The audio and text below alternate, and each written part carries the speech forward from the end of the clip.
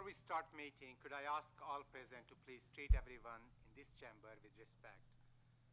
As you are aware, or you might not be aware, from our last full council meeting, we introduced a real lived experience story. On this occasion, Jean Houston kindly will present a story of a resident who has used the services.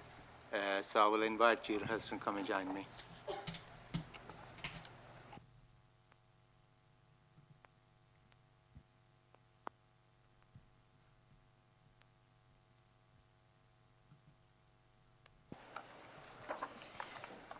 These are not my words. They're the lived experience of a person who has been homeless. You may find it helpful to either close your eyes or look down and engross yourselves in the words. I was once one of the many lost souls that we see up and down the country on every town and city. I found myself homeless many times in my 20s and 30s with no understanding of why this kept happening. It was probably because of my use of alcohol and Class A drugs. I asked myself, why did I end up in prison 12 times? My first sentence, aged 20, and released from my last prison sentence in 2015 at the age of 40. 20 years were lost to addiction, 20 years destroying everything and everyone that I came into contact with. Professionals had little understanding, although over the past 10 years, trauma-informed person-centered care has come on leaps and bounds in understanding people like myself. They thought I had a choice in what I did and how I lived. But who would choose to lose everything and everyone, time and time again? I'd build my life back up, only to see it come tumbling down right in front of my eyes, as though I was a spectator and had no control over it. I did not realize that I used as much drugs and alcohol as possible every day because of things that happened to me as a child. In fact, now, as a guest lecturer at Salford University, I deliver sessions to social work students on ACEs, Adverse Childhood Experiences. I use drugs to escape the past and the abuse that other traumatic events that I experienced in my childhood. No one asked me as a child why I had that behavior, why I was off the scale at school. No one asked the questions that should have been asked, or if they did, my distrust of services had built up through their failings, and of course, probably my own failings. All this led to many missed opportunities over the years. I often felt I simply had had enough, and I could not see a way out of the life that I was living. The only option I could muster in my drug-filled lost mind was suicide, which I tried many times over a 20-year period. These were normally feeble attempts and cries for help. But then in 2015, I woke up. At 40 years old, with no family in my life, I had no one. But I did have 86 criminal convictions, 12 prison sentences, mental and physical health problems through addiction, and a black bin bag at my side with some clothes in it. I received £45 from the prison on my release, which normally funded a couple of cans of beer, some heroin and crack cocaine to escape life and escape myself. But it did not happen that time because things changed. I changed. It is important that I highlight in all those years that I was simply lost. There was a very small number of professionals who treated me like a human being, who had time for me, did not judge me, and believed I could change when I didn't think that I could. I was in Oldham, and I did a 12-week course called Bridging the Gap at Brunswick House that Acorn Recovery was running. It's a great loss to the borough of Oldham that Acorn Recovery, through lack of funding, is no longer serving the community. And yet I am one of many who started their journey of recovery and a new life from that very building. Fast forward through all the courses and college and struggles of finding myself and my place in society. It's been a journey, sometimes hard, sometimes easy, but my worst day today is better than my best day in what now seems like a previous life. I'm now a development manager for a homelessness charity that works across Greater Manchester and North Wales. I chair the Oldham Rough Sleeper Steering Group. I'm a valued member of the Oldham Homelessness Board, where I bring my professional expertise and my lived experience. I've managed the RSI contract for Oldham and Rochdale. I now write funding bids, policies, and help plan and implement structural change. I'm a guest lecturer at Salford University and Manchester Met. People can change. We all must believe that even those who are seen or judged as being a drain on society, like I once was, can change. How we view someone and the assumptions that we make about people also needs to change. There is a story behind every lost individual that is often full of trauma, grief, and loss that would break most people. I give thanks to the small number of people who made time to help me and treat me like a human being, who gave me encouragement, support, and believed in me when I could not even believe in myself. Each of those people played a part in my journey to become who I am today. It takes courage to face your past, to make amends for terrible, destructive behavior, and to find forgiveness for myself so that I, in turn, can forgive others. I'm not special because there are many others out there like me. You will see them today and tomorrow. Don't simply pass them by. Thank you very much. Thank you, Jean, for coming here and speaking someone's words. And can you say thank you to the person on behalf of this chamber for having the courage to write this for us? And the idea of bringing this story is that you are us as a policy makers, decision makers. When we're making decisions, we should think about how they can have a positive or negative impact on someone's life. And that should be our core purpose of this council. Now you have 1 minute to reflect, pray, or whichever way you want to use that 1 minute before we start the formal business.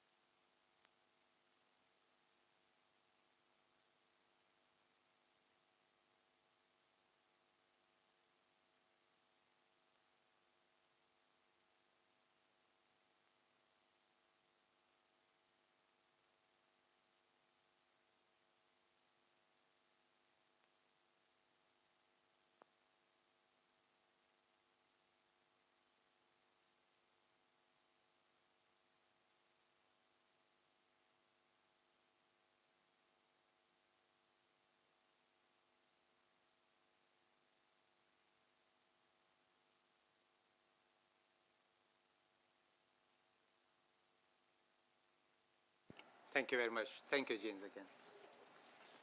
If members wish to remove the jackets, they may do so.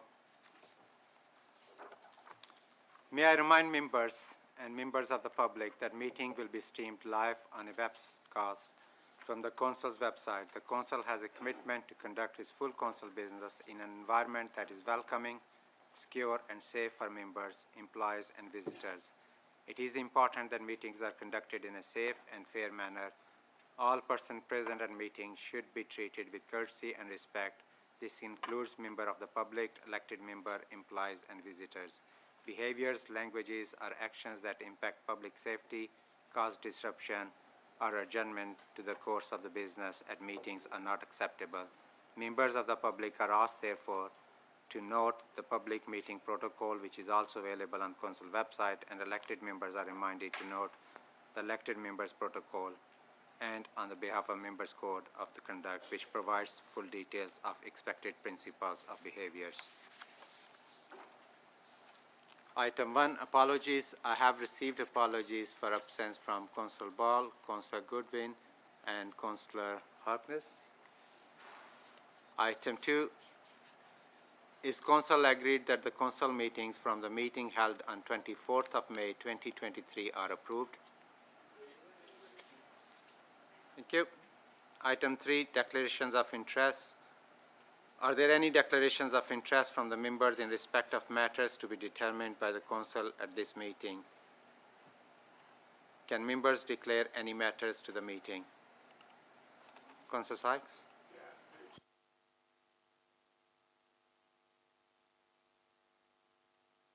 Matters concerning OCL, non-prejudicial. Councillor Holby? Thank you, Mr Mayor. Pecuniary interest on item 12, the B network, as an employee of one of the public transport companies.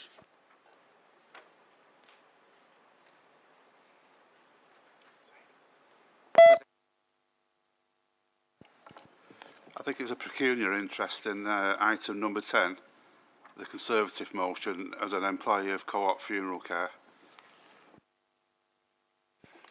Matters are related to OCL. Thank you very much.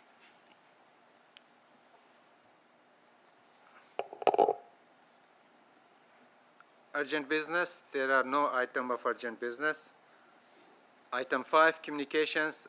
I would like Council to note and perhaps congratulate our NHS staff on their 75th anniversary.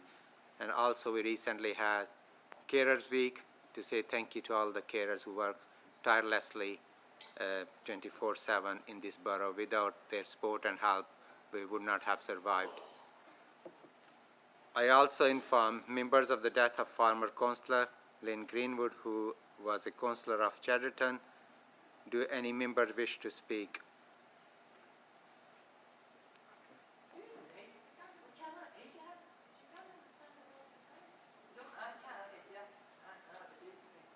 Okay, I will try to get a bit closer. Does that help? Councillor Sykes?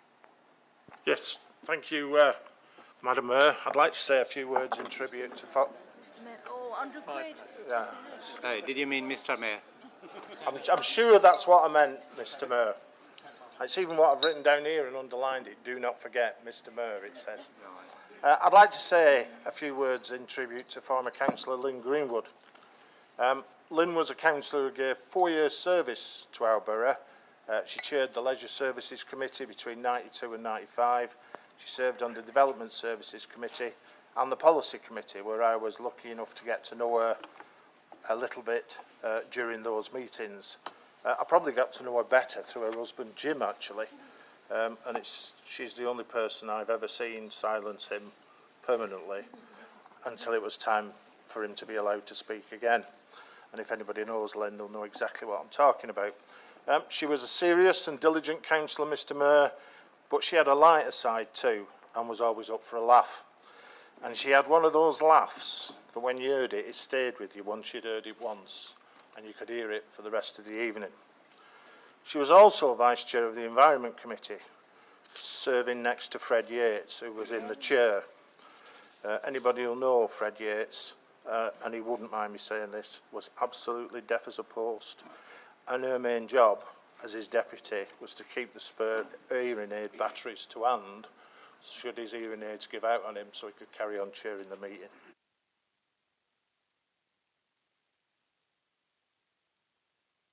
His deputy was to keep the spare hearing aid batteries to hand, should his hearing aids give out on him, so he could carry on chairing the meeting. She left the council in '95, but continued her public service long after that time as a council officer. Her husband Jim was also a councillor, and I'm told they may have been the first, or one of the first husband and wife duos to serve on this council. We in the Liberal Democrat group send our thought to Lynn's family and the many people who will miss her, and reflect upon and appreciate her service to our borough. Mr. Mayor, thank you. Thank you, Councillor Saib. Councillor Brown. Thank you, Mr. Mayor. I just want to say she was my closest friend, and I miss her already. So sorry, I can't really say anything. She was a wonderful person, and she died very suddenly, and it's a great shock to all of us. But she was a great person. She touched many, many lives. So far, there's been 300 acceptances for her funeral, which suggests what a widespread she had. Really, truly wonderful woman. So sadly missed by all of us. Thank you. Thank you. May I ask for a minute of silence in memory of former Councillor Lynn Greenwood?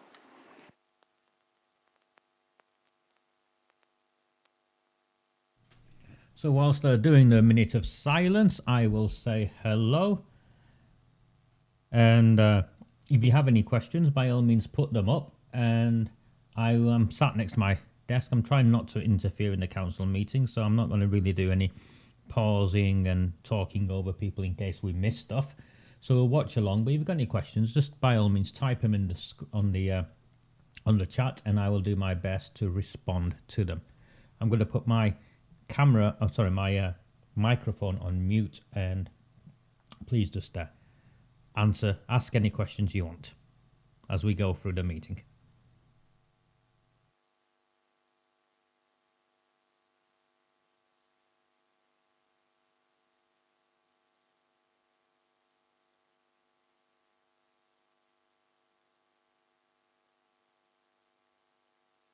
Thank you.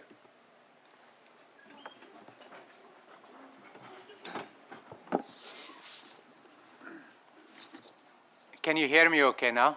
In the back there? Thank you. Okay. No problem. Item 6, petitions. There are no petitions for this meeting of the Council to consider. Youth Council. I call on the Youth Council to present their motion.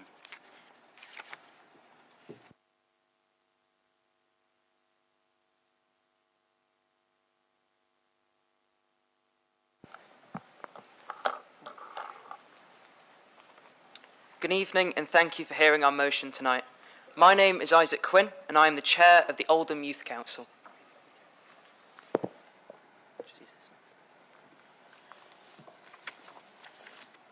And my name is Joey Legg, and I am the Youth Councillor for North District. Our motion tonight relates to vaping, and in particular the use of disposable e-cigarettes by young people across our borough.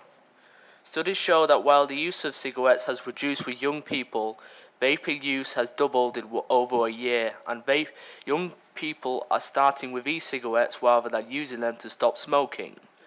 We are aware of the plans by the UK government to reduce vaping among under 18s. This will likely include tighter rules on how vaping products are marketed and promoted, as well as higher taxes on disposable e-cigarettes.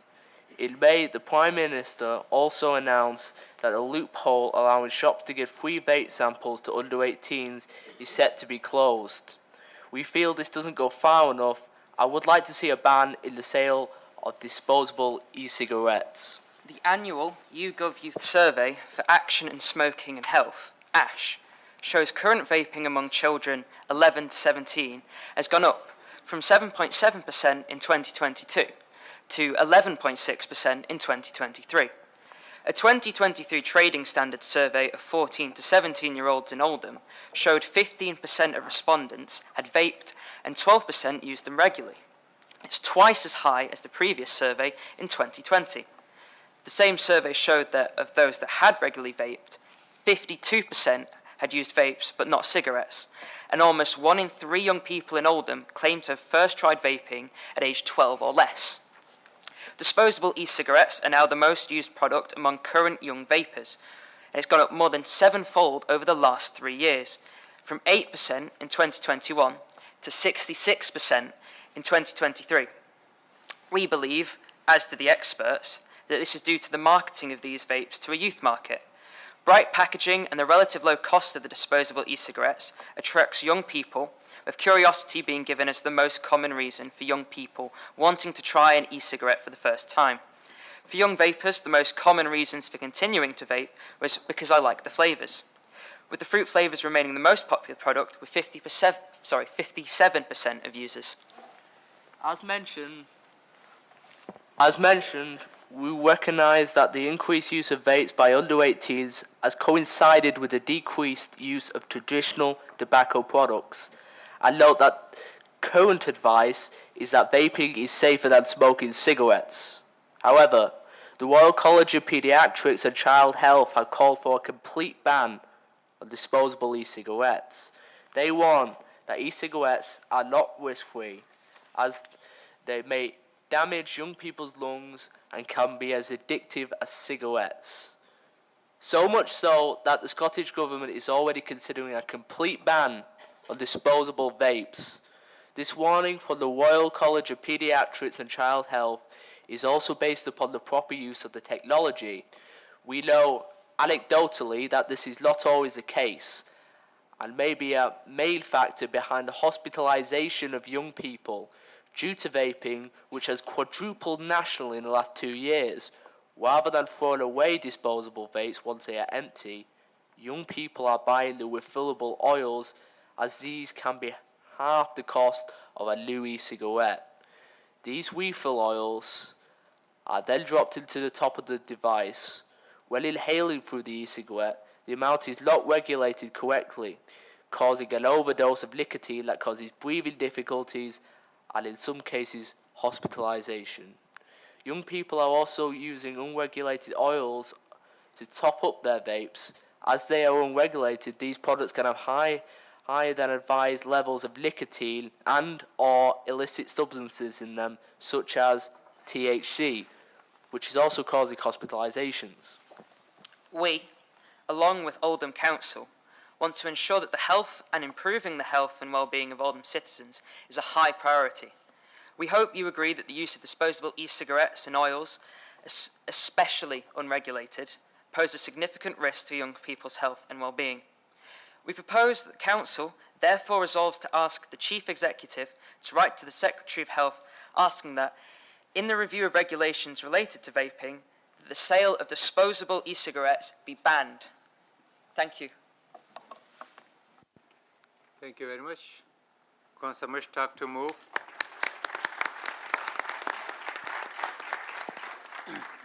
Thank you, Mr. Mayor. I'd like to thank Isaac and Joey for bringing the motion to Council. You have articulated very well the argument for banning disposable vapes. As always, I think members across the chamber will agree that an ask directly from our young people is so much more impactful than an ask from the adults in the room. Mr. Mayor, as a doctor, you'll be only too familiar with the impacts of cigarettes and the role of science to help find solutions to health problems. That is the purpose of vaping. It was designed to help smokers quit with scientifically proven reduction in harm when compared to cigarettes. What vaping was not designed for was to replace smoking. The idea was to use the vape to reduce and eventually stop smoking. The smoker was then supposed to stop vaping. However, vaping has ended up simply replacing smoking. Where young people are concerned, and as the motion points out, vaping is not being used as a tool to help quit smoking. To the contrary, it has become the new smoking. More dangerous than the act of vaping itself is the culture and thinking that has led to such an increase in young people taking it up. It's been widely accepted by young people, businesses, some politicians, even parents, that I'd rather the young person was vaping than smoking. Once a culture of acceptance has been created, it enables young people and those looking to profit from this to explore ways of achieving highs through these devices by adding oils and cannabis derivatives, again highlighted by the motion. We have already seen young people in Oldham hospitalised because of vaping and experimentation with add-ons. What we don't know, Mr Mayor, is the long-term effects this is having on the health of our young people. We don't know how this is affecting their developing lungs, brains in a time of increased poor mental health, and any other health impacts, simply because to know the long-term effect, you need long-term data. We will get that data when today's children turn 40, 50 and 60. But by then, it'll be too late for them and probably too late for them. To put it simply, our children are the vape guinea pigs. The impact on their growth and development will only become apparent when it's too late. That's why you bring in this motion today, this chamber supporting this motion today, and all of us collectively acting on this motion is so important. Today's children and young people are tomorrow's society. We need them to be happy and healthy. Thank you for your fantastic work. As always, I'm happy to support this motion and work with you moving forward. Thank you. Thank you, Councillor Mishta. Councillor Charters to second. Thank you, Mr Mayor. And thank you to Isaac and Joey. Can't hear me properly, can you?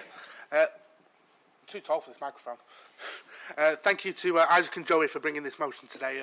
I know it can be a bit nervous speaking here because this is only my second time and I'm feeling still nervous. So I agree with the sentiments already raised in the chamber by the youth councillors and by Councillor Mushtaq, but there's another issue with disposable vapes as well.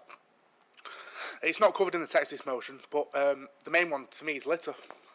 I did a litter pick the other day in my ward, and the amount of disposable vapes I picked up was quite scary, considering what can happen with those with the batteries that are inside those vapes. They can cause significant fires.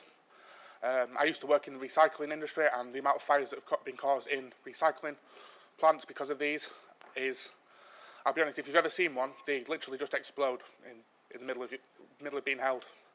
It's quite scary. Also, these batteries use the same amount of sorry, told you I'm nervous.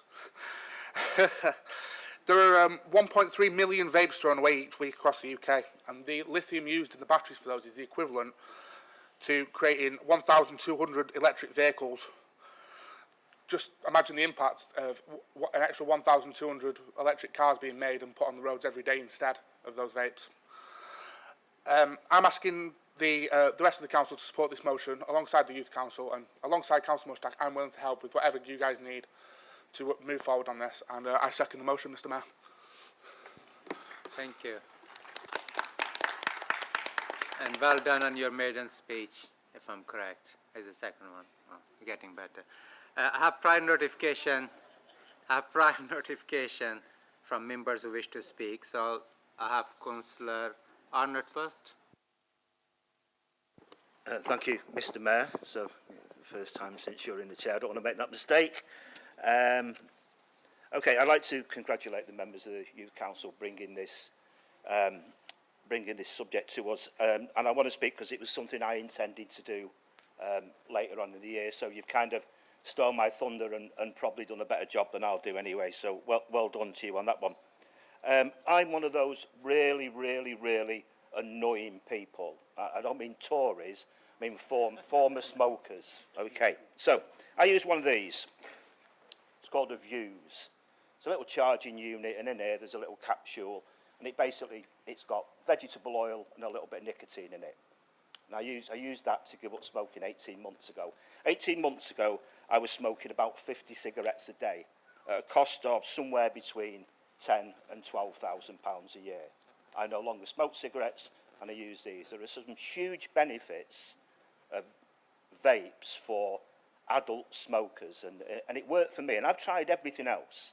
It works for me. So on that side of the coin, there's some real benefits. And in April, the government launched an initiative that 1 in 5 of all current adult smokers will be offered a vape starter kit, along with some support to try and get them to kick the habit. On the other side of the vape revolution, we have a very worrying development. Young people who are taking up vaping who have not previously smoked tobacco, and the motion so ably presented by the members of the Youth Council tonight outlines the concerns around that practice. There is no doubt manufacturers and retailers are marketing their products towards the youth market with cheap, brightly coloured, exotically flavoured offerings. Indeed, on Saturday afternoon, we'd been out for the day.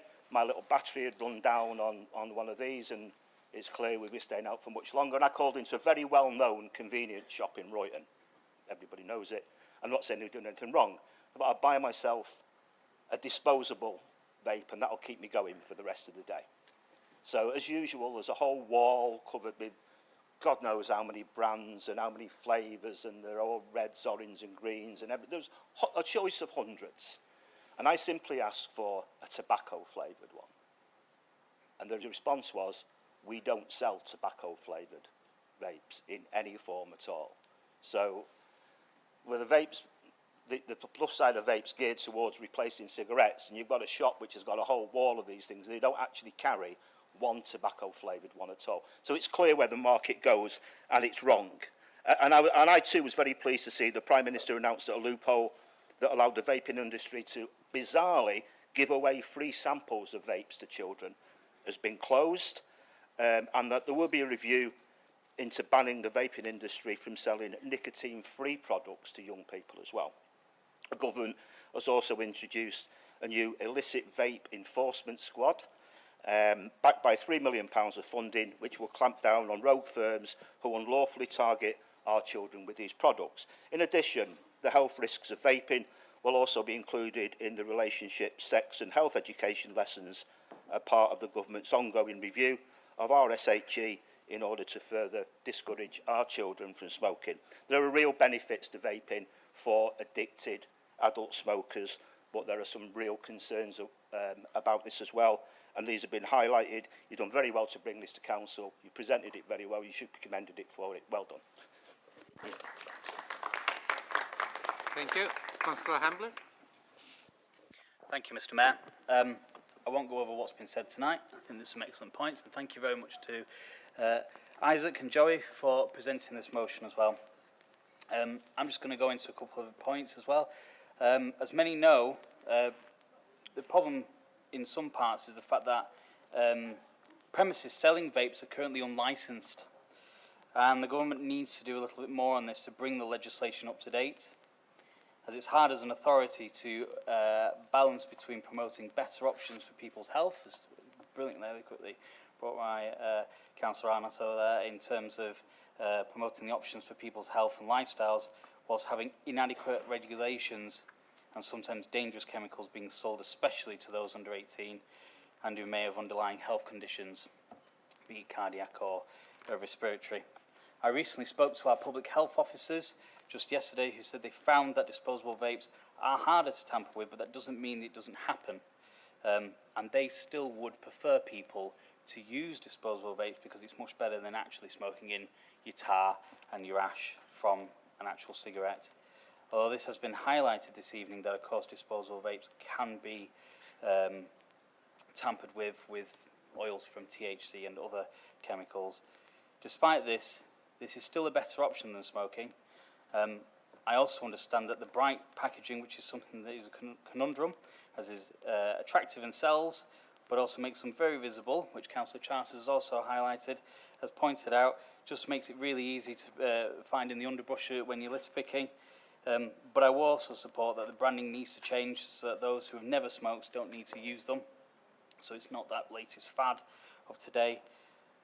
But I do support this motion in its entirety, and I think more can be done to ensure that people do not suffer the disastrous consequences regarding unregulated vaping, and this would be ideal for the new Adult Social Care and Health Scrutiny Board to look at in detail for the future.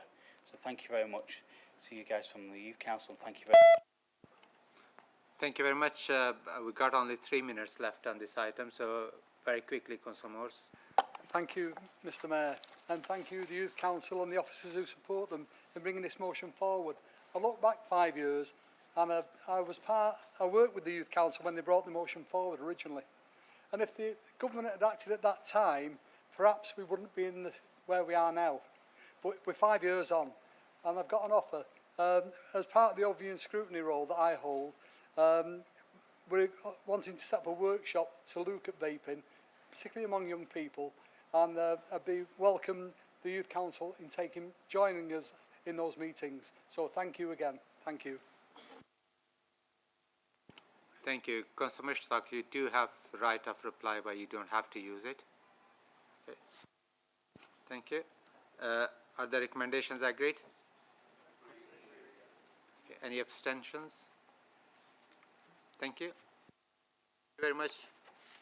Keep up your good work.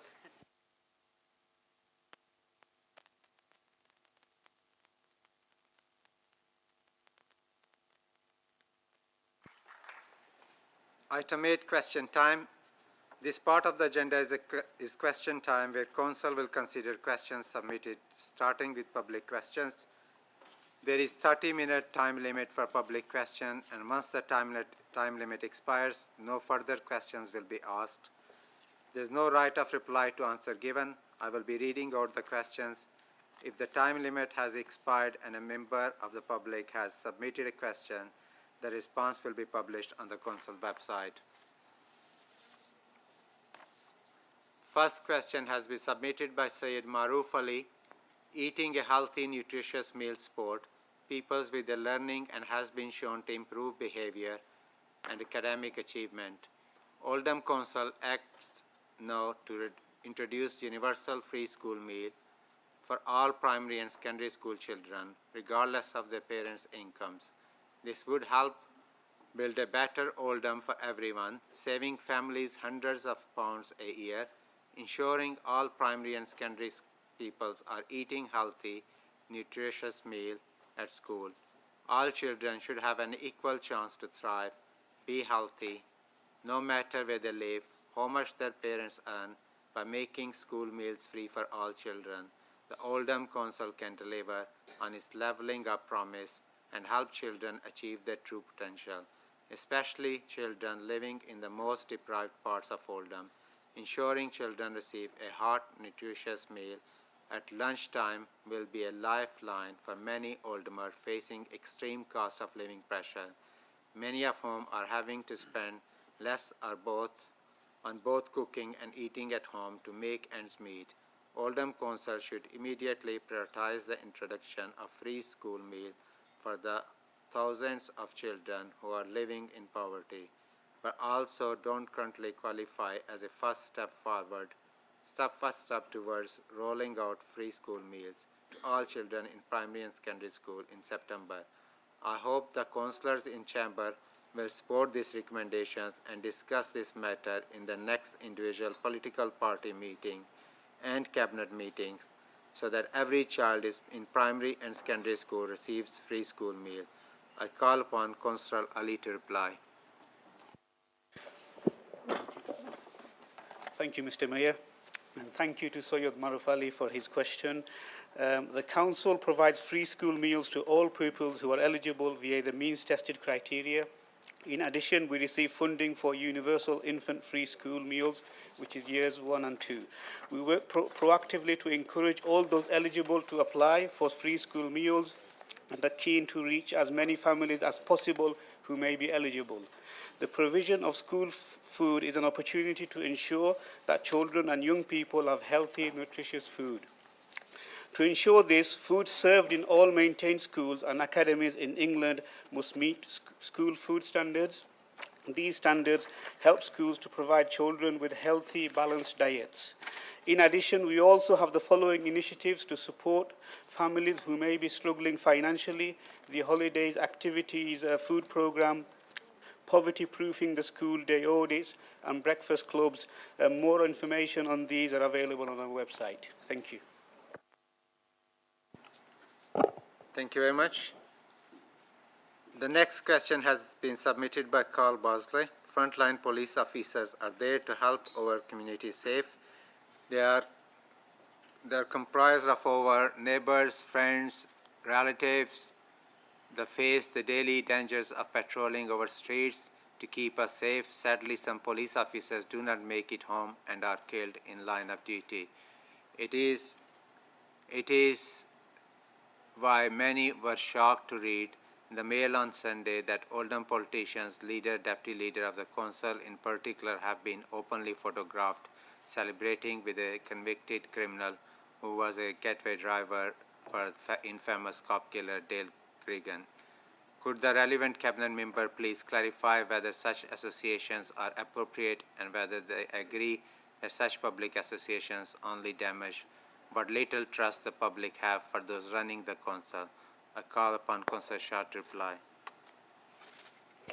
Thank you, Mr Mayor, and thank you to Mr Bardsley, which I'd like to point is the unsuccessful Conservative candidate for Chatterton North in the recent local elections for his question. I'll refer the questioner to the answer to this question that I already gave at the full council meeting in December 2019. Thank you. The next question is from Julie Haywood. In the lead-up to the Mayor's Council election, the Labour Party complained of hate speech and homophobia following a councillor's literature opposing LGBTQ+ education in schools. More recently, Zahid Chauhan, the new mayor, recently stated Great Britain is called the Great Britain because it is great people who coexist together, people from different backgrounds, people from different faiths, from different religions. They all come together in a town historically divided.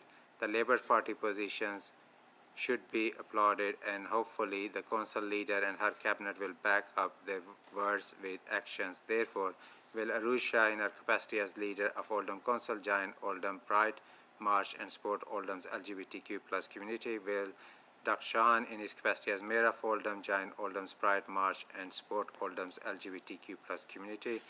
Will Mohan Ali, in his capacity as cabinet member for education and skills, join Oldham's Pride March and support Oldham's LGBTQ+ community? Will Arusha's Oldham Council confirm that every member of our cabinet is committed to the rights of Oldham's LGBT+ community?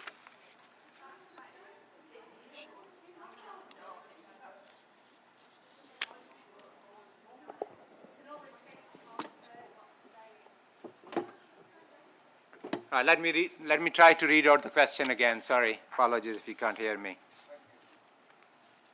The next question is from Julie Haywood. In the lead up to May's council election, the Labour Party complained of hate speech and homophobia following a council's literature opposing LGBTQ+ education in schools. More recently, Zahid Chauhan, the new mayor, recently stated Great Britain is called Great Britain because it has great people who coexist together, people from different backgrounds, people from different faiths, people from different religions. They all come together in a town historically divided. The Labour Party's position should be applauded, and hopefully the council leader and her cabinet will back up their words with actions. Therefore, number 1, will Arusha, in her capacity as leader of Oldham Council, join Oldham's Pride March and support Oldham's LGBTQ+ community? Will Dr. Chauhan, in his capacity as mayor of Oldham, join Oldham's Pride March and support Oldham's LGBTQ+ community?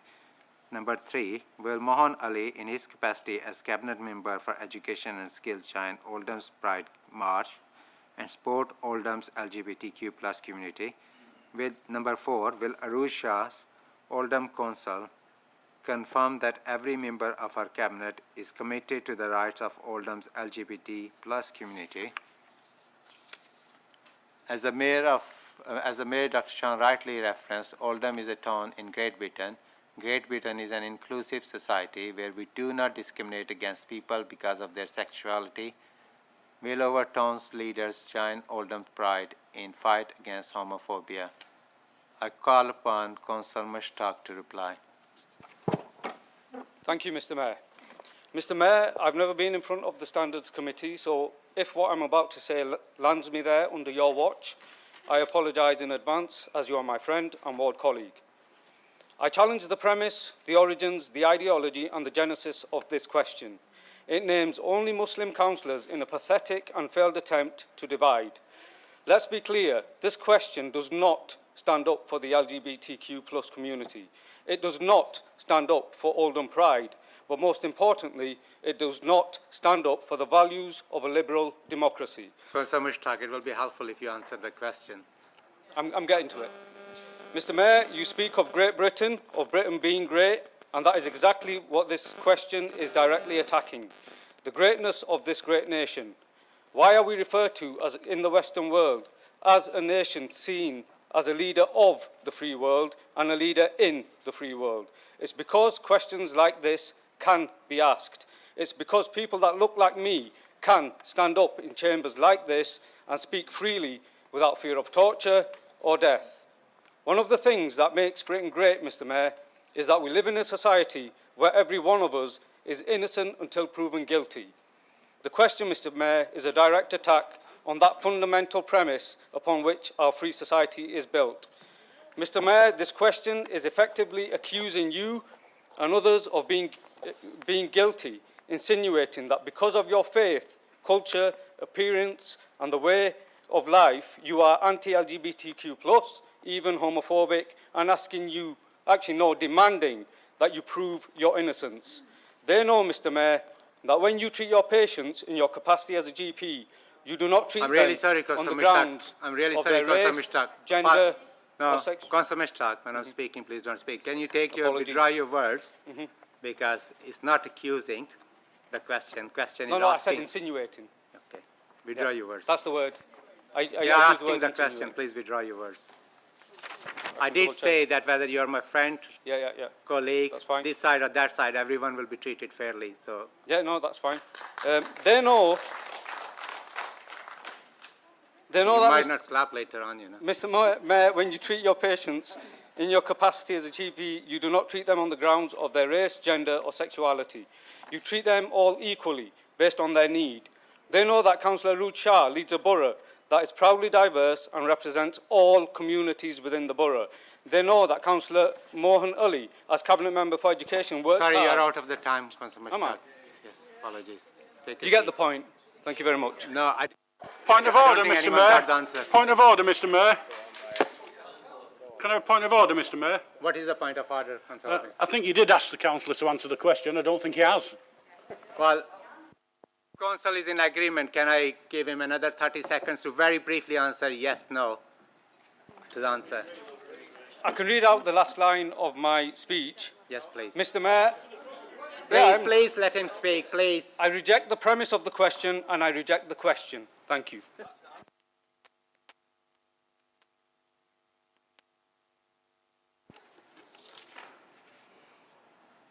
The next question is from Dennis Leash. I'm just mindful that there are some people who can't hear me there. Can you hear me okay? Yeah, okay. And silence will help. The next question is from Denise Leash. The previous council leader confirmed that the individual can self-identify their gender, that a woman can have... I'm sure there are some children listening to or might be watching this meeting. So as it's been written, I will have to read it out, but you decide as a grown-up people, is that the question we should be discussing here. Have a penis with this in mind, and the Labour leaders, Keir Starmer, also of a similar mind. Will the council leader please confirm if the council position is that an individual can self-identify gender whereby not only can a woman have a penis, but a male can also have breastfeed babies. Furthermore, will the relevant Cabinet Member of Education please confirm whether Oldham schools will be promoting transgender education to primary school children, including providing sexual instructions, and if so, will this council allow parents to withdraw their children from lessons where this takes place? I call upon Councillor Shah and Ali to reply. Thank you, Mr. Mayor. And as well as children in the audience, there is a trans woman in the audience too, so I would like to apologise if this question or any question has posed any offence. Thank you, Mr. Mayor, and thank you to Ms Leach for her most recent contribution to public questions. I have to say, I was surprised at some of the statements made in this question, as I can find no evidence whatsoever of any of this being true. For example, I can't find any reference or any recording that shows any previous council leader from this chamber confirming that women could have a penis. I find it interesting that the statement has been made with so much confidence that I had to actually question myself and can only imagine I must have missed something and that the evidence for this will be provided by those who are spreading this latest culture, war narrative online and in person. As to the main body of the question, As the questioner well knows, there is a difference between somebody's sex and somebody's gender identity. Our policies here in Oldham are that we comply with the Equality Act in offering the required protections for both the characteristic of sex and, separately, of gender reassignment. On the issue of transgender education, I will ask my colleague and Cabinet Member for Education, Councillor Ali, to answer. Thank you, Mr. Mayor. Okay, thank you. Yep. Mr. Mayor, to be absolutely clear, primary schools in Oldham do not promote transgender education, as is stated by the questioner. Children at primary school are taught about a range of issues to help them understand the diversity of British society in the spirit of respect and tolerance. The government's guidance on relationships, sex and health education is freely available online for any parents who are concerned about what children are being taught. It makes clear that individual primary schools can opt out of the sex education element of that curriculum. In addition, parents can also withdraw their children from the sex education element should their primary school choose to teach it. I must be absolutely clear that there is no school in Oldham providing sexual instruction to either primary school pupils or secondary school pupils. I do not know where this misinformation has come from, but it is both incorrect and very damaging. Schools in this borough work really hard to build relationships with parents around sensitive issues such as these, and it is disappointing that we have people willing to damage that work for their own divisive reasons. Thank you. Thank you. The next question is from Lynn Kovacs. I have heard personally from many Oldhamers who read with shock and also sense of shame the story in the recent Mail on Sunday where Oldham Council leader Arusha was reportedly celebrating her victory with a convicted heroin dealing getaway driver of the Oldham's cop killer Dale Cregan. This career criminal has posted multiple photographs of himself on social media alongside Arusha while abusing members of the public, contrary to being rehabilitated. I heard that this gangster's most recent conviction was... I'm really sorry, I can't push this chair any forward because they would not let me come forward. I don't know what to do. Oh, no. Got a lot needs sorting out here. I'll repeat the question. This career criminal has posted multiple photographs of himself on social media alongside Arusha was abusing members of the public, contrary to being rehabilitated. I heard that this gangster's most recent conviction was on the very morning of the voting count, 5th April, and who was actually at the count in the civic chambers. Arusha has previously described Muhammad Imran Ali, or Irish Amy, as he likes to call himself, as a childhood friend, and then later changed her reply to knowing him as a family friend. The people of Oldham deserve an explanation. This is in the public interest. Just what exactly is Arusha's relationship with the one-time Viagra and steroid salesman, so there is no confusion in the future. I call upon Councillor Shah to reply. Thank you, Mr. Mayor. And I think the public would also like to know the premise of this question. So I would like to thank the former Conservative campaigner and former Conservative candidate, Ms. Kovacs, for her latest public question. Again, Mr. Mayor, I would refer this questioner to the response I gave to full council in December 2019. Thank you, Mr. Mayor.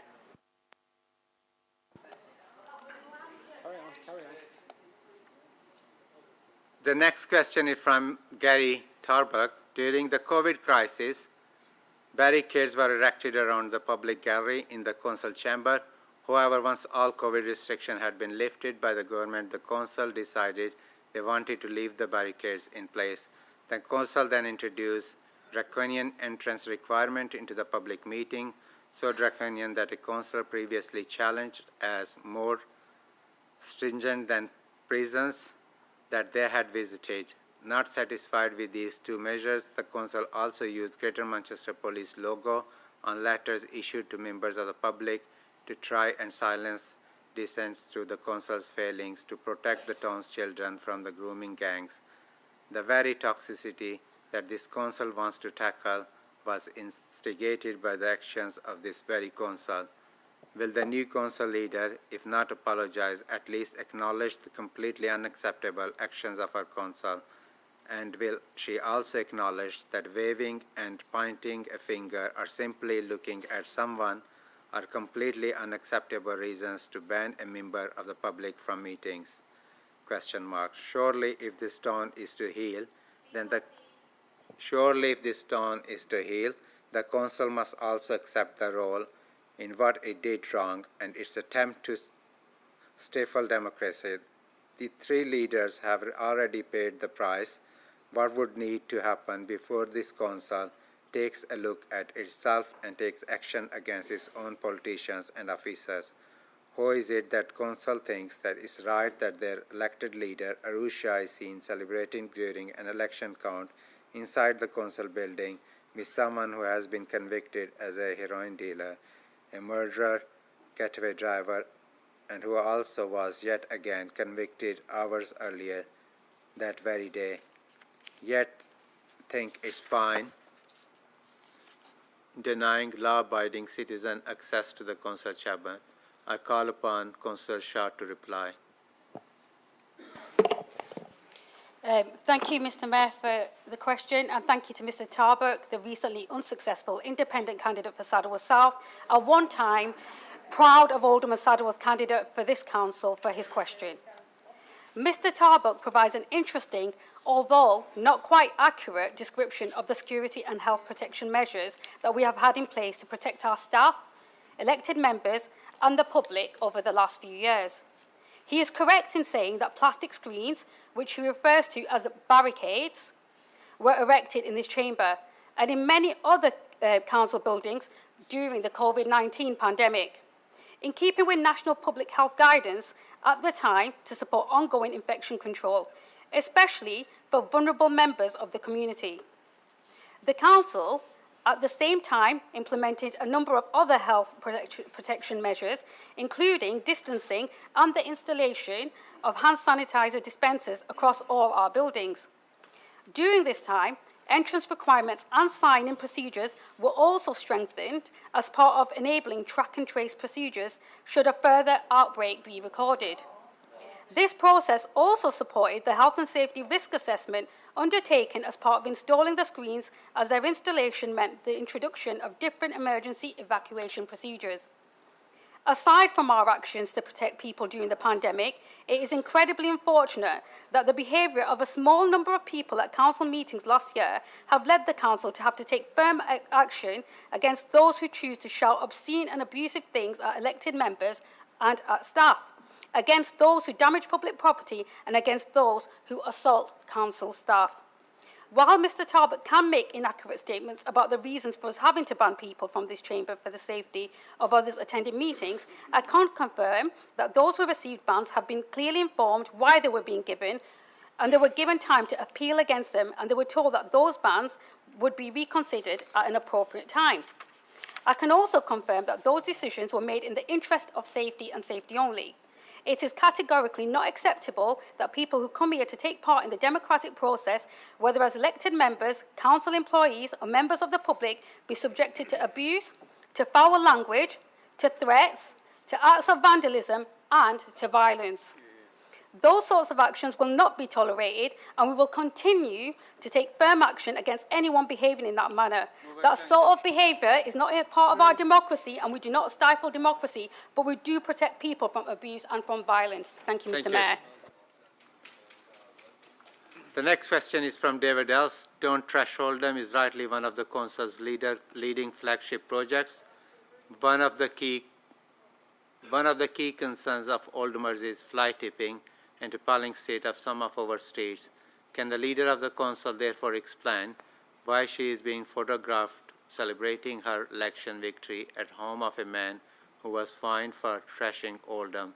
Does she accept how this looks to those of us who care deeply about this issue, and will she apologize to the people of our town for her indiscretion? I call upon Councillor Shah to reply. Thank you, Mr. Mayor, and thank you to Mr. Els for his question. I've no idea who or what this question is referring to, but I would like to say that surely even I cannot be expected to know and memorise the names of every single person who has ever been fined or prosecuted by the council. However, I can say that without any exception, I fully support the prosecution of anyone who fly tips, litters, or commits other environmental crimes in our borough. That's why we've recently established a new environmental crime team so that we can take action against as many offenders as possible. My commitment to our Don't Trash Oldham approach is absolute. We will work to clean up and transform neighbourhoods, and we will work to take action against anyone who blights our great borough. Thank you, Mr. Mayor. The next question is from Hannah Roberts. Data from the Rivers Trust shows that in 2022, raw sewage was discharged from 17 locations in 537 separate spills for a total of 4,703 hours across Oldham East and Saddleworth. In Saddleworth, discharges were reported along the River Thames at Clifton Home, Delph New Road, Station Approach, Depp Cross New Road, Greenfield and Woodbrook Road.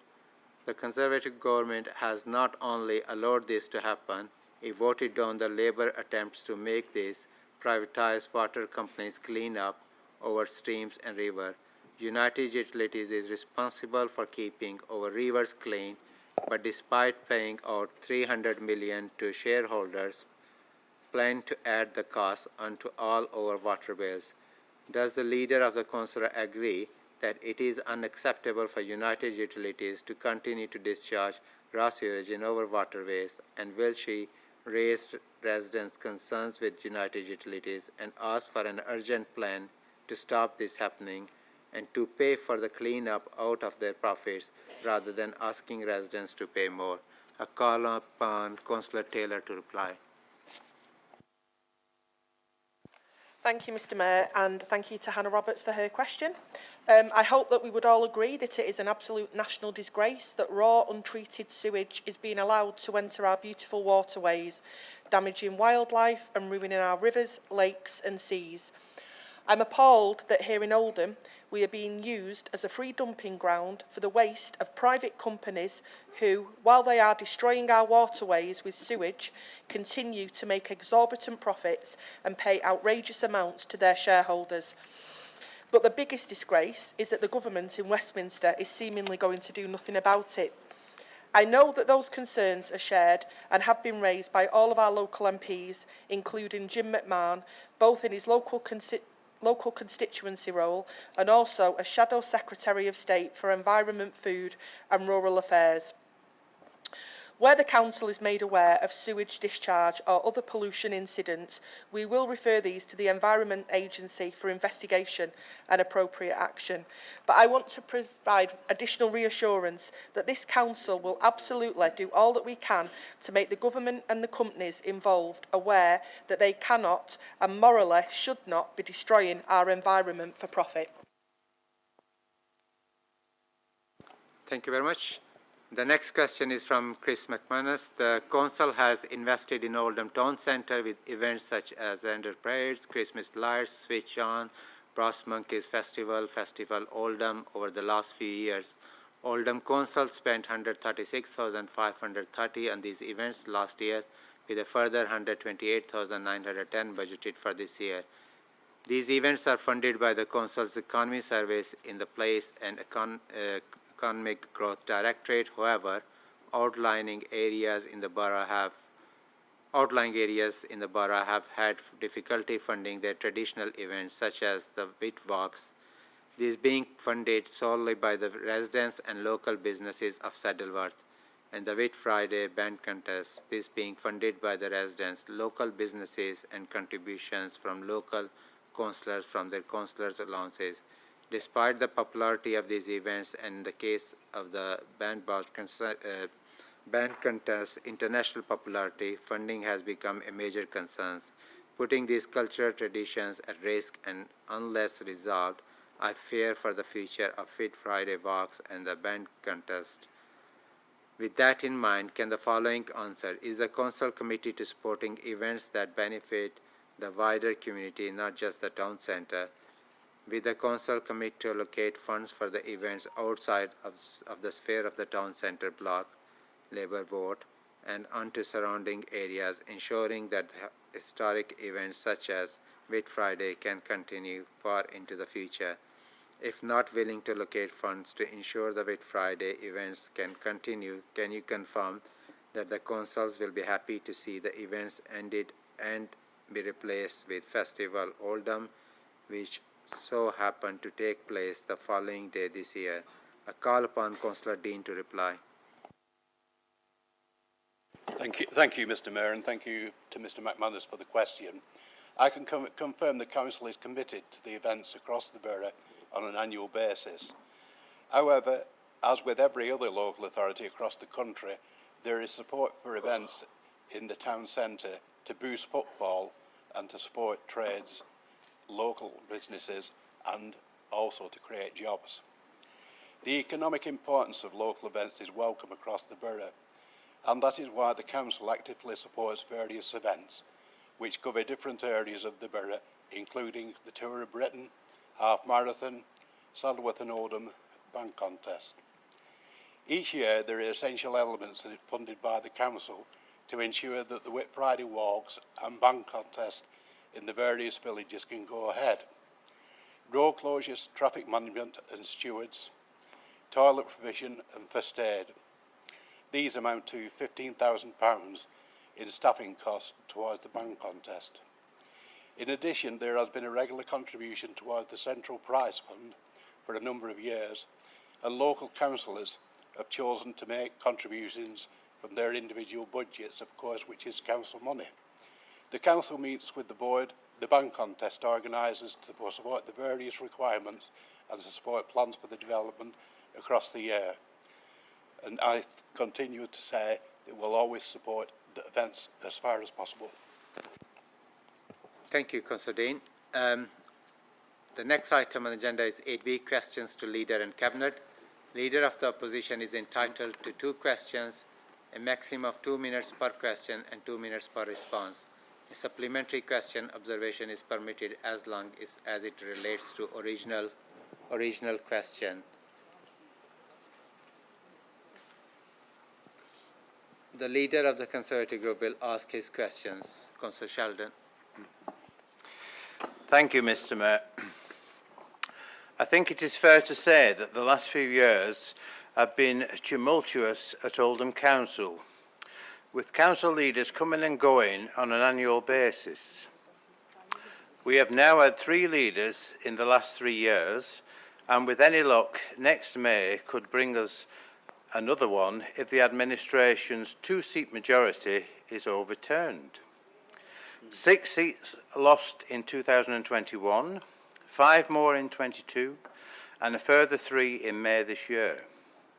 14 seats, Mr. Mayor. Just shy of a third of all Labour seats are now represented by other parties. Is this a sign that the people of Oldham feel let down by the administration? I'll let you draw your own conclusion. Does the leader have confidence in her own ability and in her administration to reverse her party's fortunes, or will she wait until they are in opposition to soul search as to why the borough continues to turn against the administration? Thank you, Mr. Mayor. Thank you, Mr. Mayor, for the opportunity, and thank you from a very considerate Leader of the main opposition. I would be really, really panicked if we had nearly as many new Prime Ministers as their government has, but thankfully we're not in that position. I would also like to say I'm really, really concerned that the Leader of the main opposition used this opportunity to discuss the roadmap to my election, where I think he should be considering more, and we will not be providing the same courtesy by giving him a roadmap to how he can improve and have more members on his side of the chamber. What I'd also like to say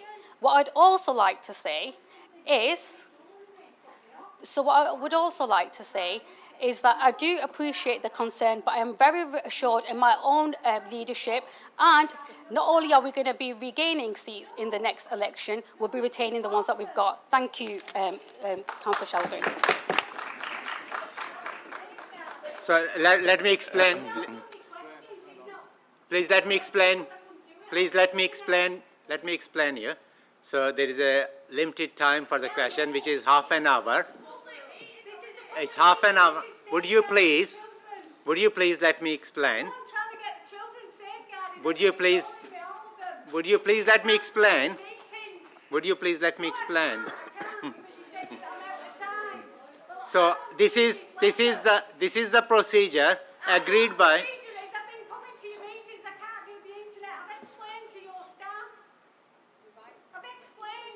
I'm very happy. I'm very happy for you.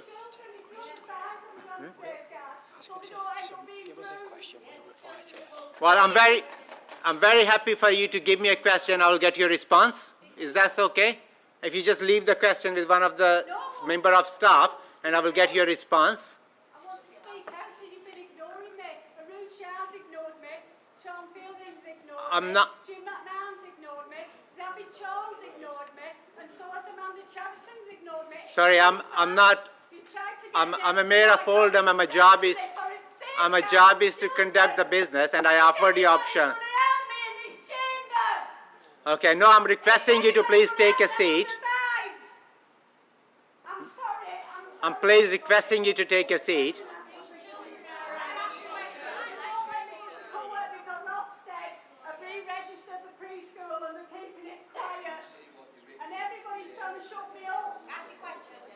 Please, let me ask my question. To whom it may concern. That's who I've subscribed it to. May I suggest? Play. Would you please take a seat and let me try? Would you please? Would you please take a seat and let me try to address your issue? I'm requesting you please take a seat.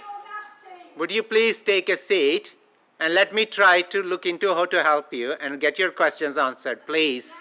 Please take a seat. Please take a seat and let me try to get you. Would you please? Don't be sorry. You're right. You have right to ask the question. I'm just trying to get here. Would you mind just handing over your question to the gentleman, and I will bring it to the right officers, and I will try to get your answer before the end of meeting. Thank you.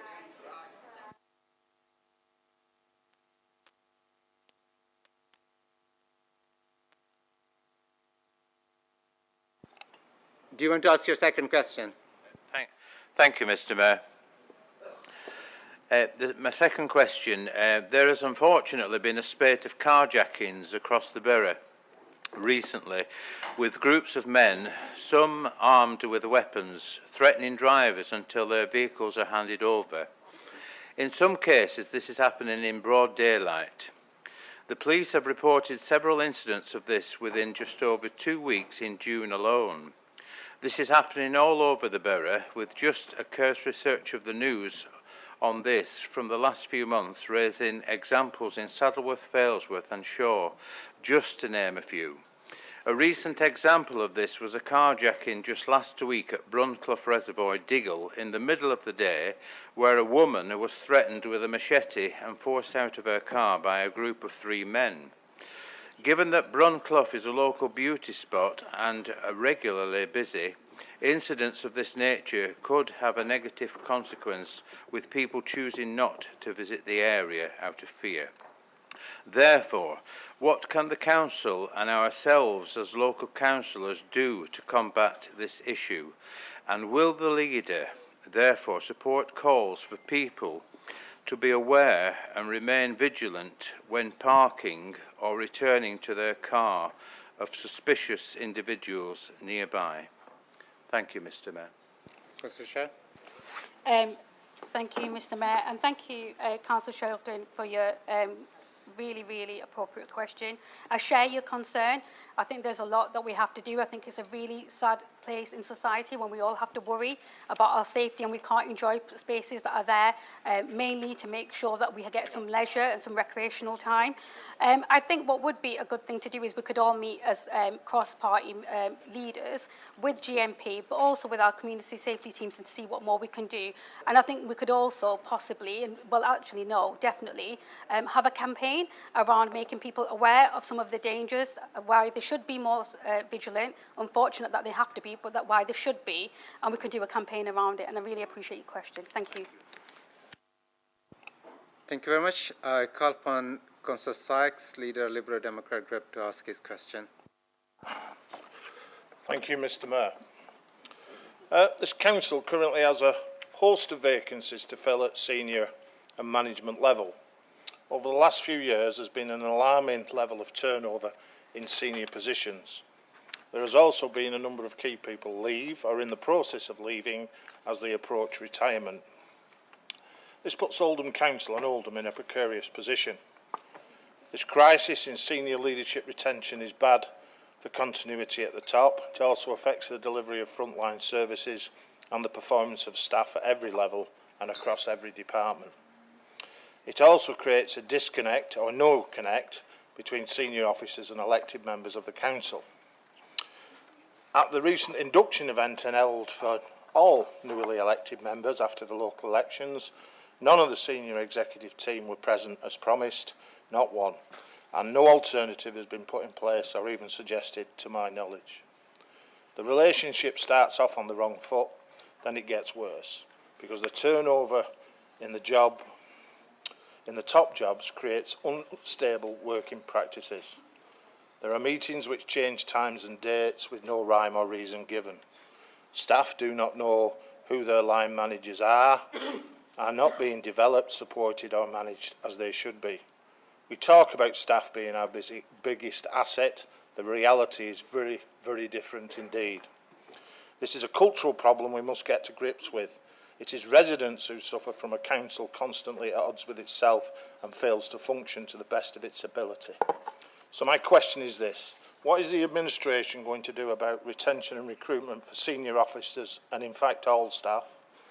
And will they also commit to collaborating with elected members right across the chamber to ensure we foster the right relationship between officers and elected members for the benefit of the people we are here to serve? Thank you, Mr. Mayor. Thank you, Mr. Mayor, and thank you to Councillor Sykes for his question. But I do have to acknowledge, and it's an important acknowledgement, that I think both I and Councillor Sykes must be operating in parallel chambers and parallel councils, because that's not a reflection of what we do. Actually, our recruitment procedure is one where we have cross-party people in as stakeholders, cross-party people on panels, and actually I, as leader, consider having their views as leaders of the opposition really vital and quite important to make sure that everything is reflected and that we are having a broad range of people that we come forward to and that we can all unite behind to do the work, the most important work, and that is, like Councillor Sykes said, responding and improving the lives of our residents. I will acknowledge, though, where Councillor Sykes is right, that recruitment to senior vacancies are happening. Some of that is natural. It's natural churn where people move on. And he acknowledged himself that they retire. So some of that is going to happen and it's natural. Other natural reasons are that people do want to develop and gain more experience, and we know that in local government they might start off in one organisation, but they'll go from authority to authority, and that's because they develop and progress, and that should be welcomed by all of us. You know, we can't hold people confined to this council when it's reasons like that. Recruitment to senior vacancies is underway and in some cases has already been completed. We've had a good amount of interest to vacant posts, and I look forward to the new members of team joining us. But again, I will ensure, as we always have done, and I believe it's practice and always has been, that cross-party members are part of that recruitment process. Thank you. Thank you. I call upon Councillor Steve Bashford to ask his question. Thank you, Mr. Mayor. Can I ask the leader, following on from residents' concern across the borough and in fact all across the northwest, regarding the activities and business practices of the telecoms company IX, can the leader please update me on the outcome of recent talks I believe you've had with GM leaders on these activities? Thank you. Thank you for your question, Councillor Bashford, and thank you for the lobbying that you've been doing on behalf of the residents that you represent. As leader, I have met with IX Wireless, together with Jim McMahon MP and our Chief Executive, to contribute to the ongoing discussions that council officers are also having regarding their proposals across the borough. We know that people take pride in their areas and we don't want any views to be blighted by these masts. There does need to be a balance and compromise of providing a service, but also being considerate and choosing locations sensitively. During our meeting with IX Wireless, we secured a commitment from them to hold resident forums where they will act and take on board feedback. If people are troubled or have concerns where they are, if they can write into us, we will share them concerns directly with IX Wireless with a view of helping them either if they've already been installed, removed, or just let them be part of that consultation process. I do think it's important to state that IX Wireless are one of many new operators across the country rolling out new broadband infrastructure enabled by national legislation designed to increase the future capacity of broadband infrastructure and introduce more competition, and most importantly, cheaper broadband prices into the market. To enable this, much of the new communications infrastructure, such as these telegraph poles, can be installed by operators under national permitted development rights. So the council, in all honesty, has really, really limited control, and in some cases, even no control over that infrastructure delivery. I can't speak for other Greater Manchester leaders as to what contact they've had with IX Wireless, but I do know that the combined authorities are working really hard towards having a joined up and consistent approach to communication operators, and those conversations continue to happen amongst relevant officers too. Thank you. I call upon Councillor Charters to ask his question. Thank you, Mr. Mayor. We've seen a number of road traffic accidents on Vulcan Street in my ward of St James, where recently a young boy was hospitalised after being struck by a car, and there's been significant damages to properties along the road through collisions. Residents across Derker have been asking ward councillors about traffic calming measures and reductions in speed limits, and these still haven't happened. Can the relevant cabinet member tell me what progress is being made to address speeding in Derker, and what support residents can give to the council to protect pedestrians? Thank you. I call upon Councillor Taylor to reply. Thank you to Councillor Charters for his question. Firstly, I want to say, obviously, I'm very sorry to hear about the recent incident that's happened, and I hope that the young person in question is making a speedy recovery. The current speed limit on Vulcan Street is 30 miles an hour, and the traffic counts undertaken previously show that in 2015, average speed was 22.5 miles per hour, and in 2021, the average speed was 23 miles an hour. While driving behaviours might feel different on the road, from the evidence collected, the actual speeds being recorded for the majority of vehicles are within suitable limits. However, as we have recently received increased numbers of complaints about speeding, and given the last evidence collected was in 2021, we have now requested new speed surveys be undertaken on Vulcan Street to establish if the situation has changed. Due to the relatively low number of injury collisions and overall general compliance with the speed limit, Vulcan Street is not considered a high priority route for highway safety measures. The available budget for such measures is very limited and is used to target sites and routes with proven high collision rates and vehicle speeds. Within the last year, the traffic team have supported new slow road markings being implemented on the carriageway adjacent to the existing school warning signs associated with Willow Park Primary School to help raise awareness for drivers and to encourage them to slow down at specific locations. The redevelopment of previously demolished housing stock sites on Vulcan Street and throughout Derker will involve the implementation of possible new highway measures from developer contributions. These funds will be used for targeted local highway improvements, including appropriate road safety measures if this is confirmed as necessary. Thank you. I call upon Councillor Holly Harrison to ask her question. Thank you, Mr. Mayor. If I may, I would like to say a huge thank you to all the residents of Chadderton South for electing me as their representative during this municipal year. I'm thoroughly enjoying my new role, and I am appreciating the ability to assist residents with their various queries and concerns.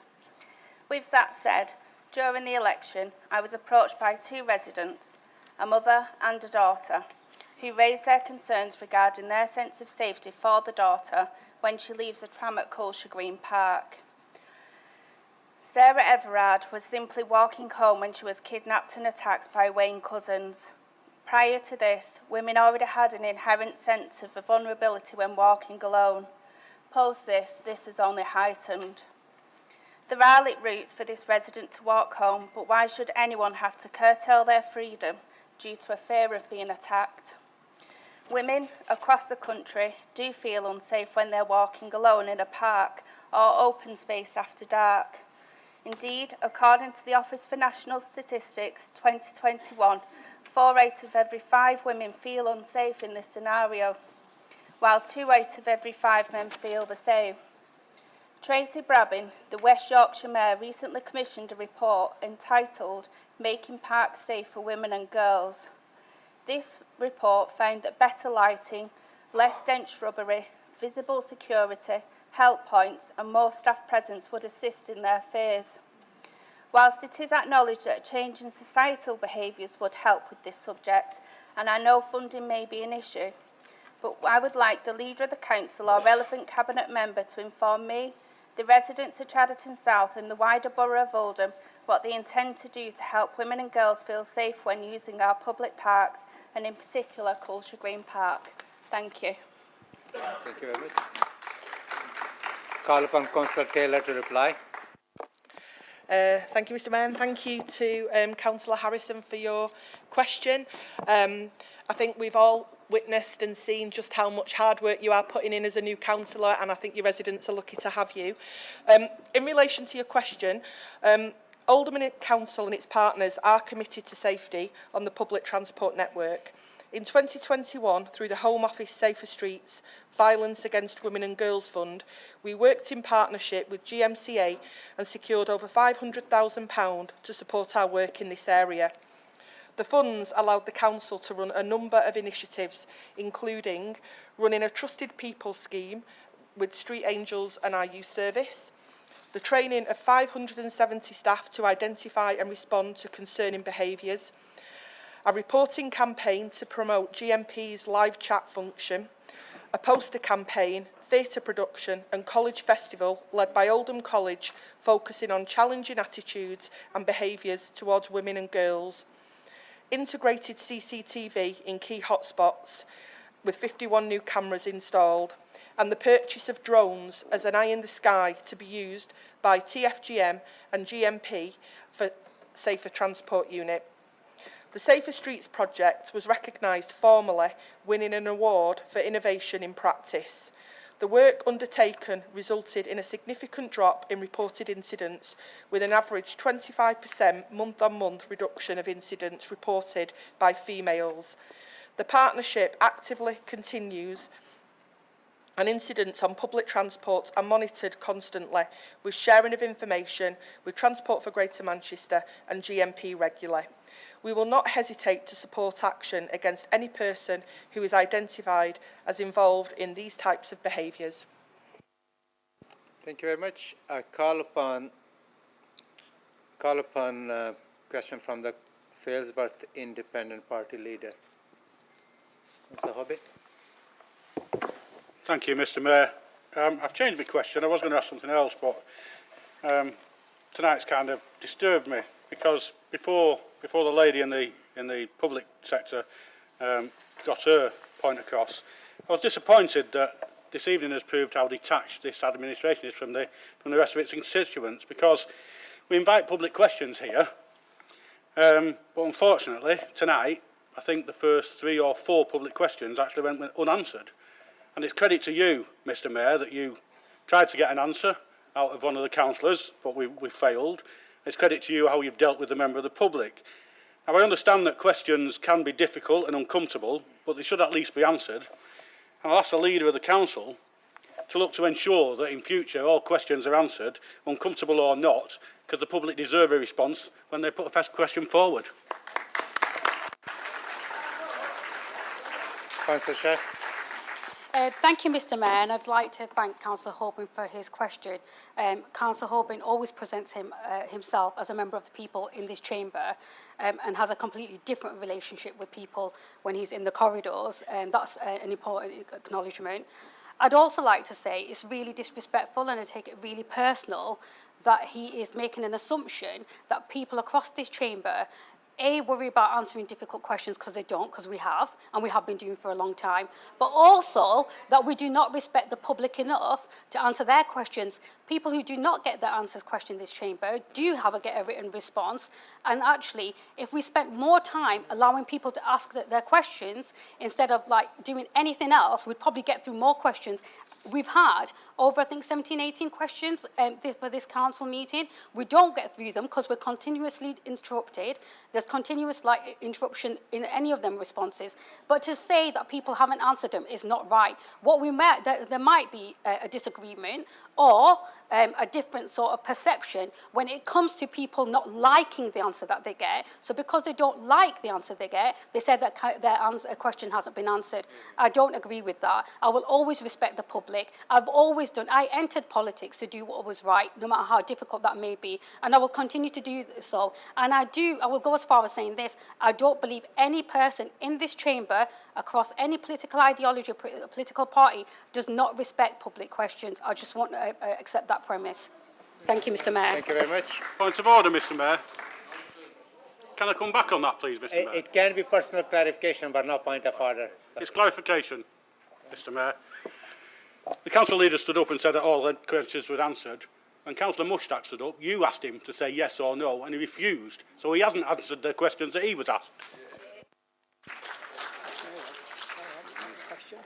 Okay, the next question is from Independent Group Leader. Thank you, Mr Mayor.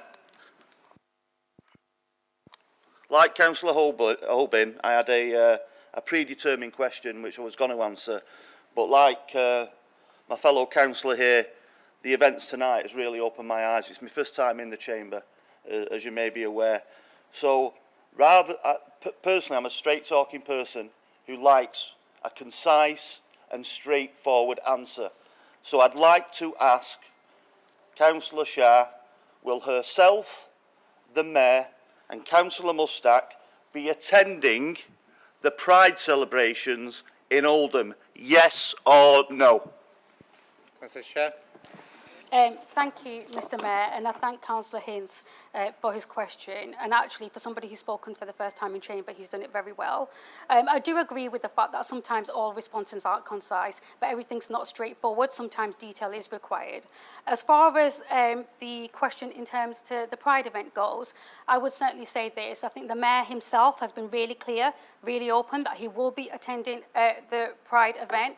I also don't think that Councillor Mushtaq's response was any way in an attempt to not answer the question. I think what we do have to understand about the premise of that question, Councillor Hinds, and I'm happy to have a further conversation with you, because I do respect where you're coming from, it is important, is more about the emotive attack and the personal attack that is clearly been there to pit communities against each other.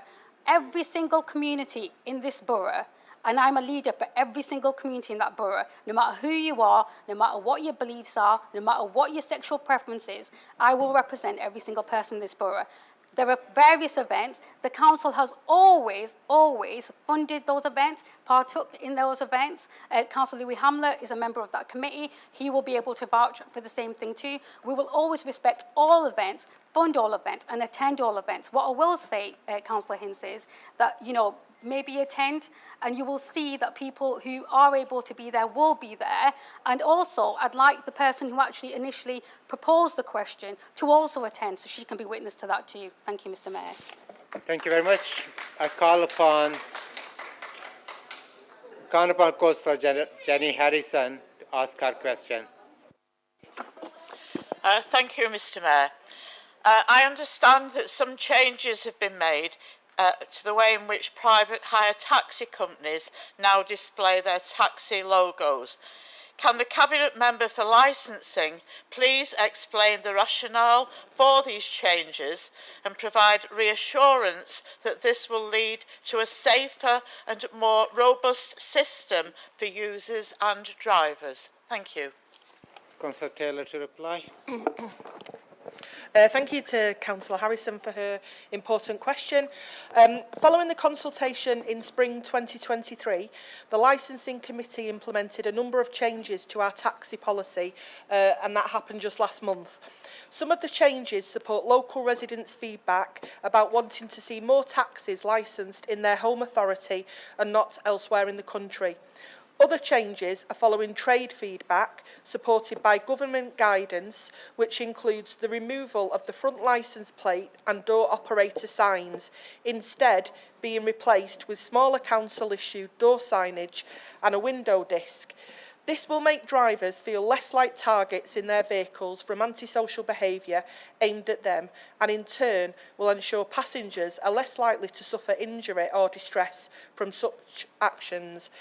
I have to say that the initial feedback so far has been very positive regarding the policy change, but I do understand where this question is coming from, because I know that there has been some discussion online raising issues and concerns around safety. What I would say in relation to that is that obviously while private hire vehicles are seen as a very safe mode of transport, it is important for residents that they pre-book a private hire vehicle via a licensed private hire operator and don't just try and flag taxis down in the street, because it is important for residents to make sure, you know, that they are choosing a licensed vehicle and that they are taking those sensible precautions. Thank you. Thank you.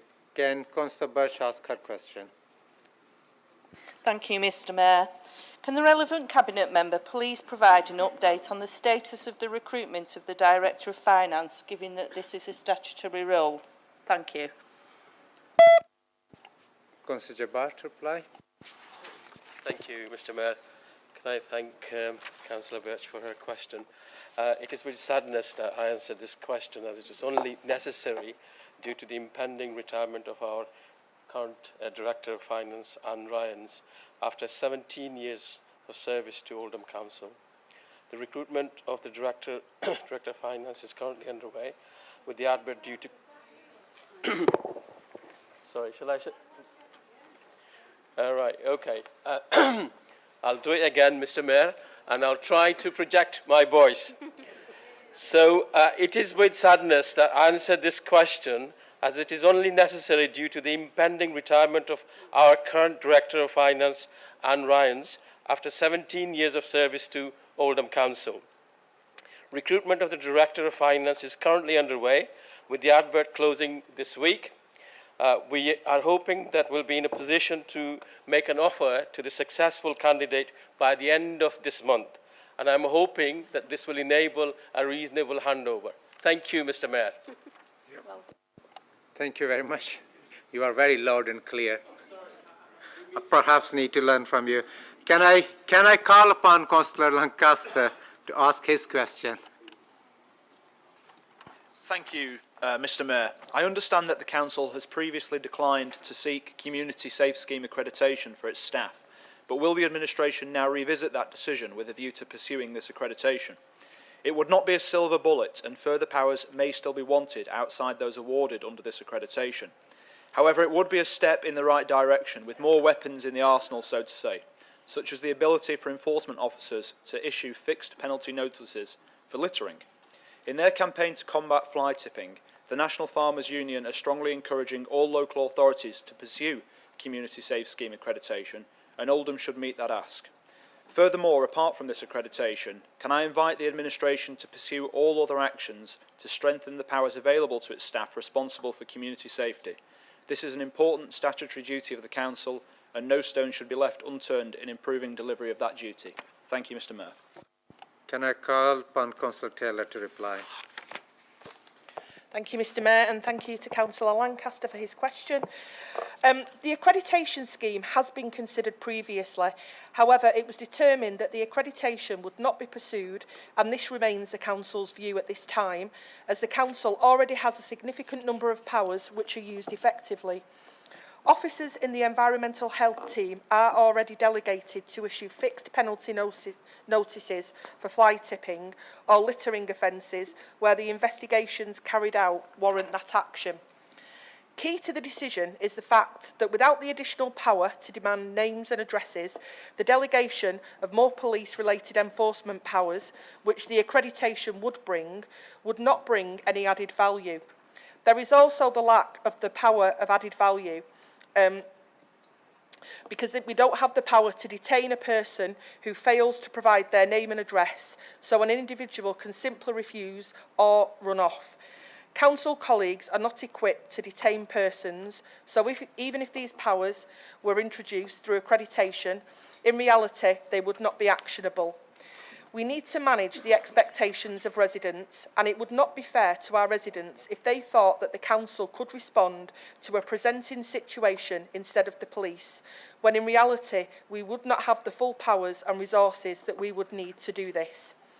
The ongoing changes to the policing model to reduce the number of PCSOs and increase the number of PCs is indicative of the recognition that police officers need to be the immediate frontline response to most common safety, crime and disorder related matters in their capacity as fully warranted and specially trained officers.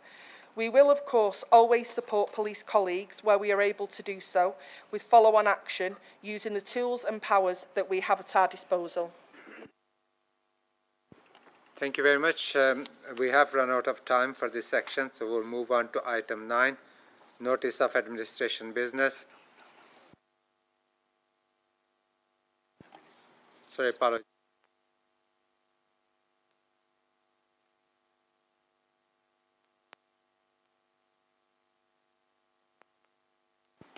Yes, questions on cabinet minutes. The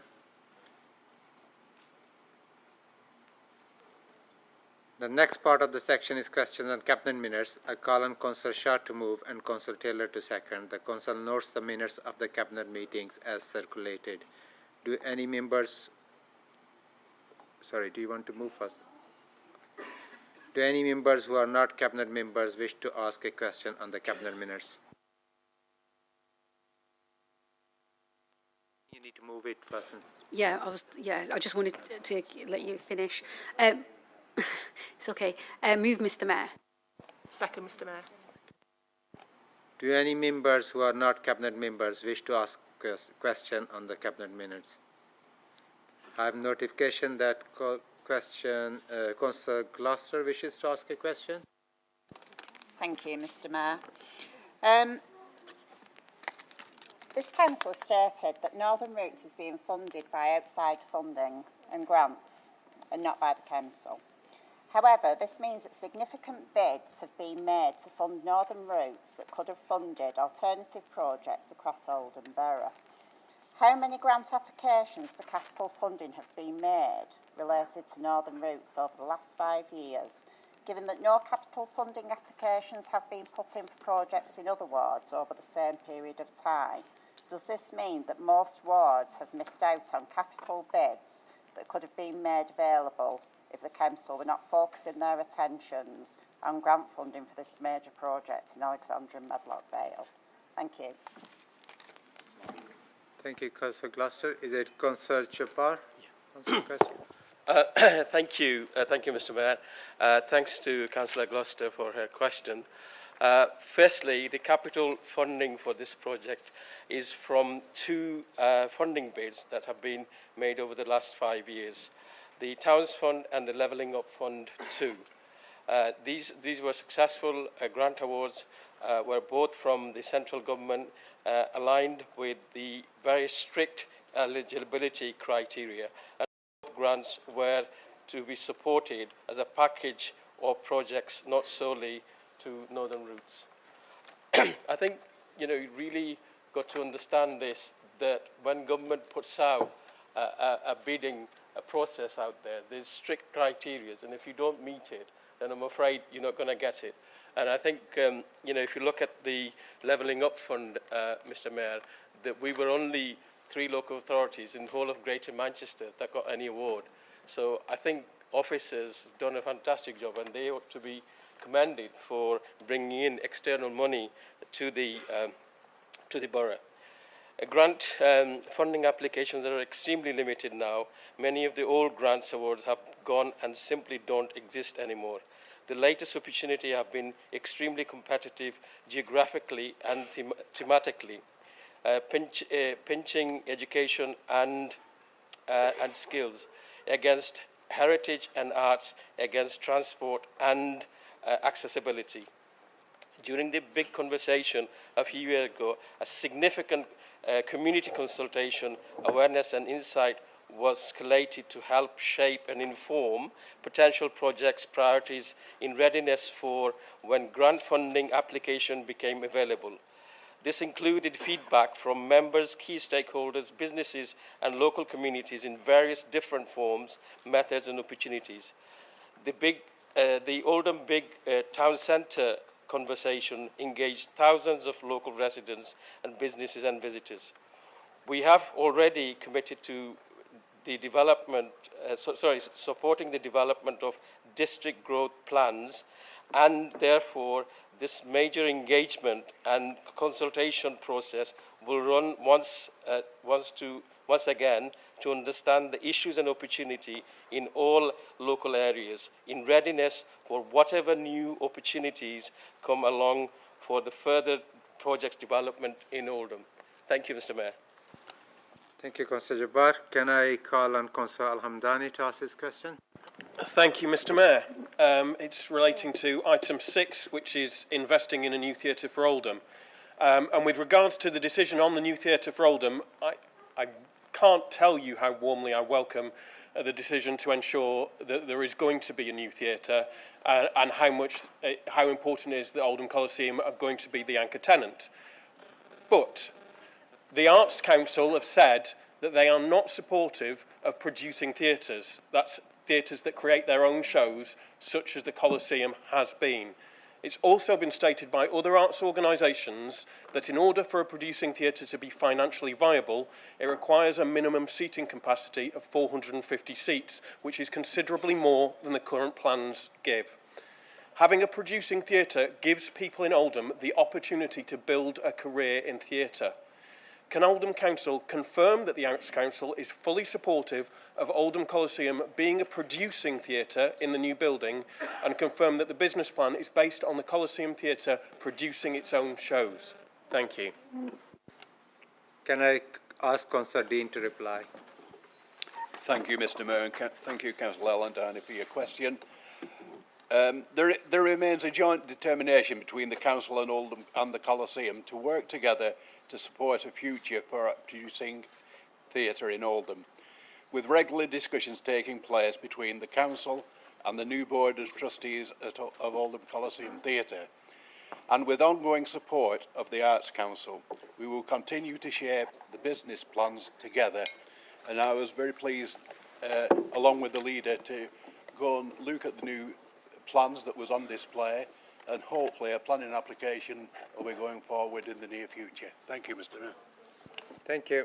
Does any other non-cabinet member wish to ask a question?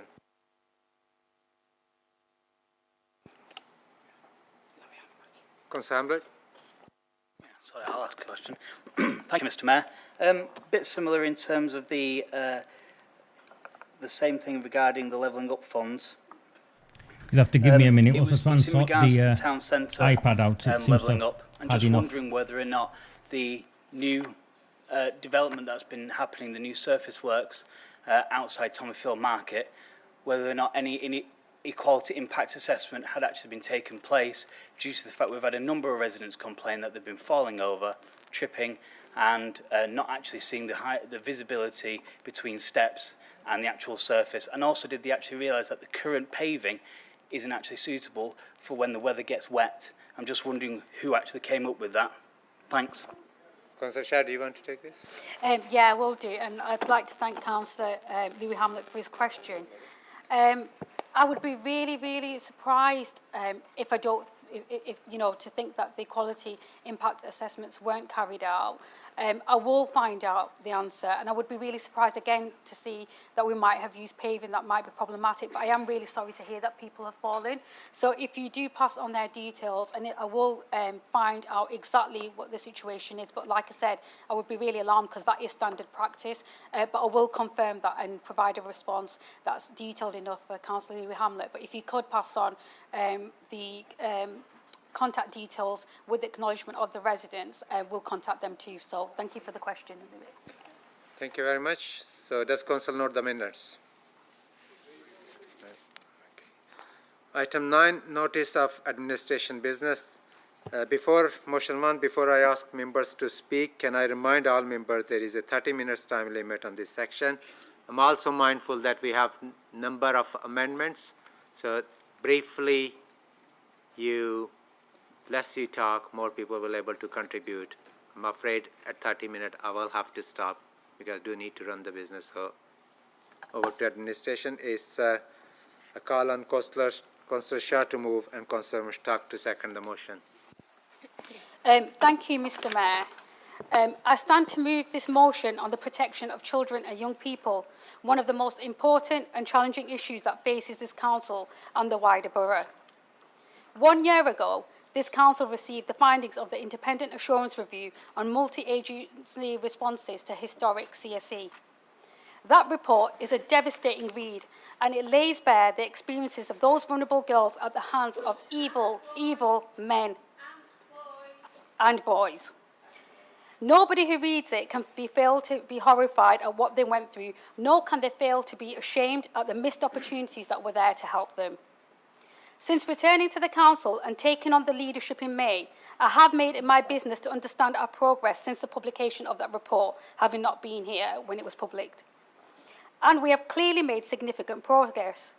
But I've also made efforts to understand what more we can do, and it is clear that there is much more to be done. 2 weeks ago, I attended my first meeting of the cross-party steering group on CSE. Its establishment was one of the priority actions following that publication. The scale of the child protection challenge we face, both as our council and as our partners in GMP, was laid bare to everyone who was in attendance of that meeting. Children in this borough, unfortunately, just like all boroughs, cities and towns across the country, continue to be at risk of exploitation. And that risk is because there continues to be evil, depraved individuals who seek to abuse vulnerable children and people. And the abuse that children and young people face can take many forms, from online grooming, abuse within families, and by those known to the victims, and also by gangs who carry out coordinated abuse of their victims. Our safeguarding staff work hard to protect children and young people. They're dedicated and they're committed. But that doesn't mean to say that we're complacent. And as a council and as a partnership, we will always, always look for ways we can better protect our children and young people. One of the many responses we have made to the review was the commissioning of Keeping Our Girls Safe, an amazing local organisation who support victims and survivors to provide independent help to anyone affected and to feed back to us what more they need. It was their input, Mr. Mayor, into that cross-party steering group that hit me the hardest. The amazing founder of COGS provided an exceptional presentation which, in victims' and survivors' own words, told us about their concerns, their needs, and their wants. They told us that they just wanted to be heard. They told us that most importantly, they wanted their experiences to be used to make sure that what happened to them could not and would not happen to other children and young people. So this motion reflects the voices of those brave women and girls who wanted their experiences to help, and boys, who wanted their experiences to help shape current practice, who wanted to protect children and young people at risk now. To be clear, this motion seeks to take our work to tackle the exploitation of children in this borough further than any other local authority across this country. We will be the first to create a Victims and Survivors Charter together with GMP and victims and survivors themselves. That outlines and commits us to the best practice in how we work to protect them and how we work to support them, and most importantly, how we seek justice for them. We have asked the Home Office to back the third stage of the Greater Manchester Assurance Review, which will look at the effectiveness of current practice in tackling the exploitation of children across Greater Manchester. This work will challenge what we do today by highlighting best practice across the city region and by identifying any areas for improvement. I'd also, Mr Mayor, like to thank Maggie Oliver and her foundation for the support that they have given to this stage of the assurance review. Maggie has done more to drive awareness of the issue of CSE and its impact than anyone else that I could possibly think of, and her ongoing support for the work we are doing across Greater Manchester is truly valued. We're also urging government to quickly and completely implement the important recommendations from the National Independent Inquiry into Child Sexual Abuse, led by Professor Alexis Jay. Accepting and implementing these recommendations is the most important thing the government can do to support us in keeping children and young people in Oldham safe from sexual exploitation. This motion sets out a clear message: we're a place that protects children and young people, we're a place that tackles offenders, and we're a place that cares about victims and survivors.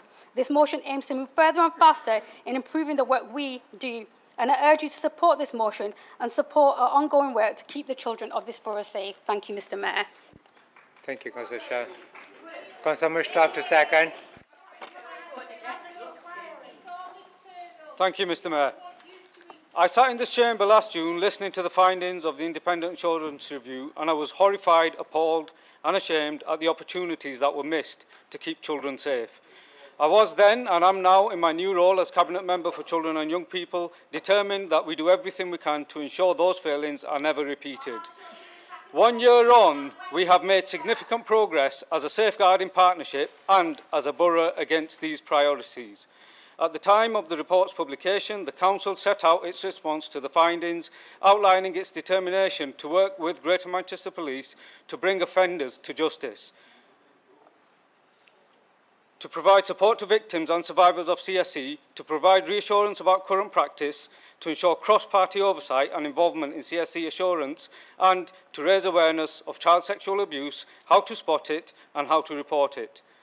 We have established a cross-party steering group which brings together representatives from all political parties to receive updates on our current practice and on our work to tackle historic cases of exploitation.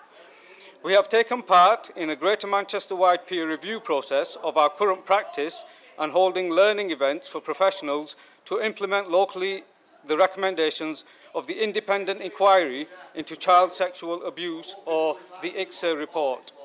We worked with victim support organisations and the police to develop a victim strategy, launched a helpline for survivors to seek help report abuse. We undertook campaigns to increase awareness of both the support available and how to spot and report abuse, and commissioned the amazing Keeping Our Girls Safe to offer independent advocacy and support for local survivors.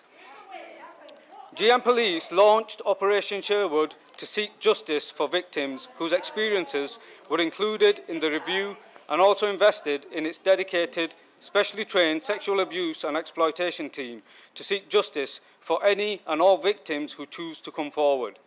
This motion asks the Home Office support for this third stage of the GM Assurance Review into CSE practice. This stage of the review brings together all 10 councils across the city region, alongside GM Police, to review independently our current practice tackling child exploitation. Mr Mayor, what this motion does through its content, updates since last year and forward actions is very different to what some in this chamber are attempting through their motions and behaviours. Last year's assurance review recognises the terrible, inexcusable failings of the system and the organisations that were there to protect those children. But rather than politicise, practical things have been done and continue to be done to ensure that the same failings don't occur, that perpetrators are brought to justice and victims are supported in the best way possible. External victim support groups are now saying that the constant politicisation and grandstanding of this issue is having a detrimental impact on the very victims they are allegedly campaigning for. The recommendations that today's motion brings will build on that work and help build the confidence of victims, survivors and the public. It will push the continuation of improvement work needed to ensure the system is working for the children and families. If what you're looking for out of this report and any future reports is a weapon with which you can achieve political success for yourself, then I'm afraid you are not in the correct role, and you certainly should not be in this chamber. We should be fighting for the victims and survivors, not for ourselves. Please support the motion. Point of order, Mr Mayor, please. Can I have a point of order, please? I think he's accusing members in this place of politicising things and using it as a weapon to gain a seat. And I want that retracting. I want that retracting. It's disgraceful. It's a disgraceful statement. Certainly I'm not.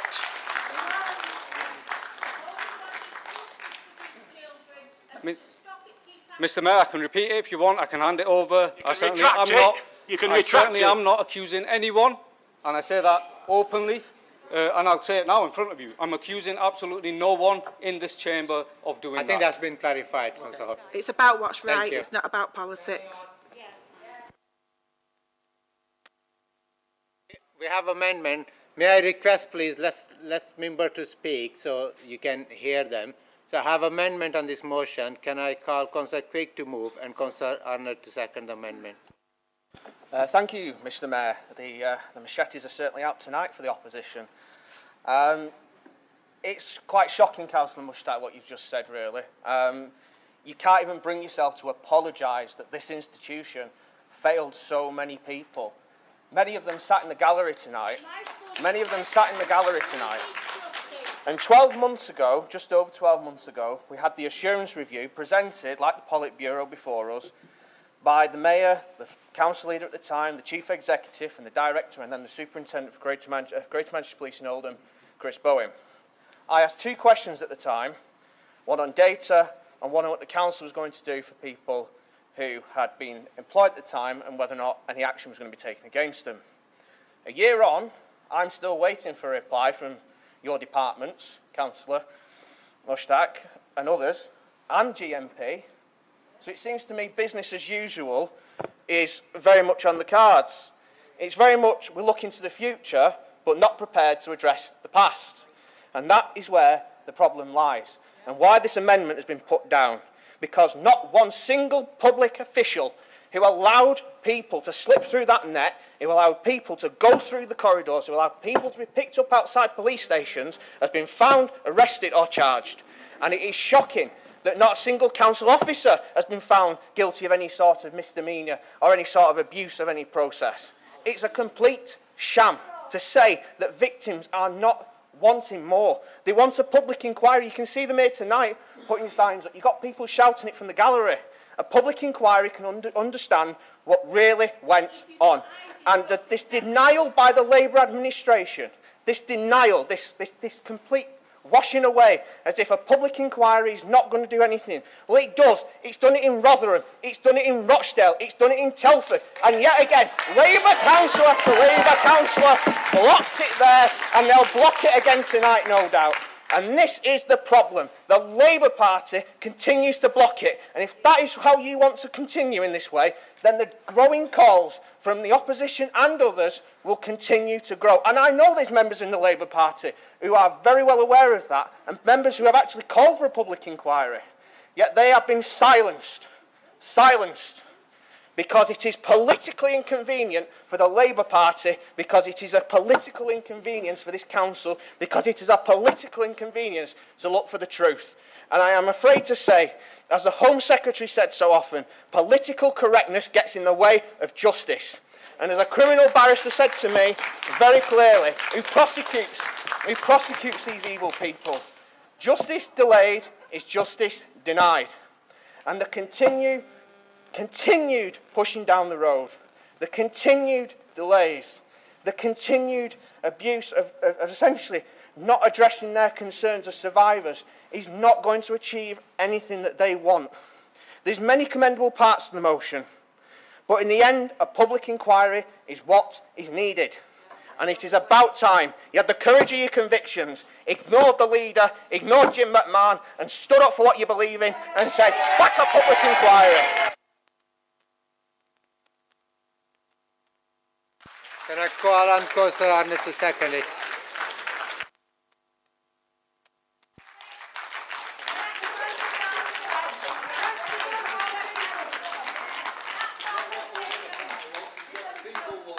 Councillor Arnold, do you want to second it?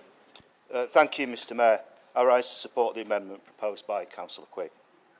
There is much in the motion that we support.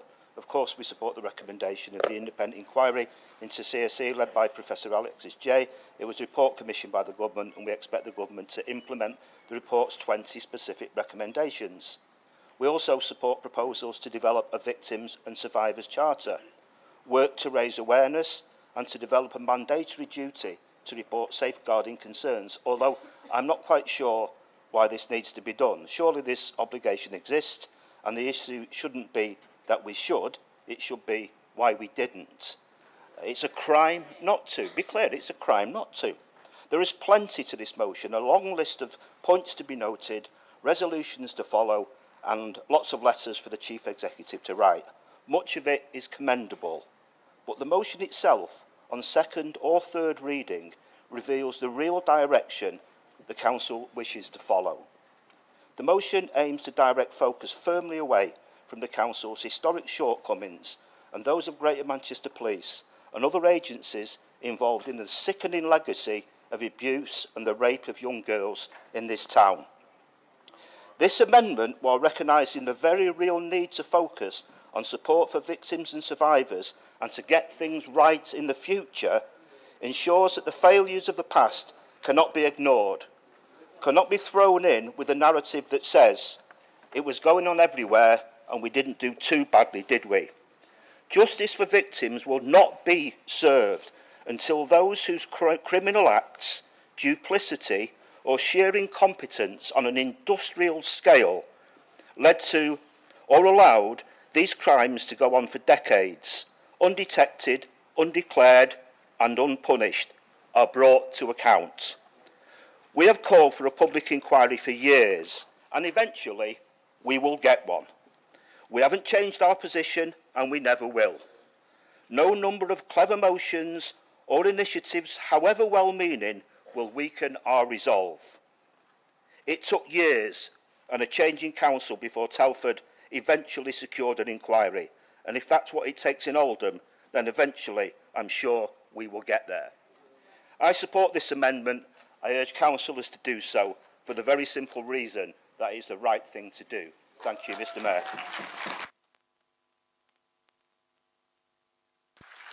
I have prior notification from members who wish to speak, Councillor Mushtaq, Shuttleworth and Councillor Bashwood. Can I just remind people, that members, that we have very limited time, so I would respect if you can be brief.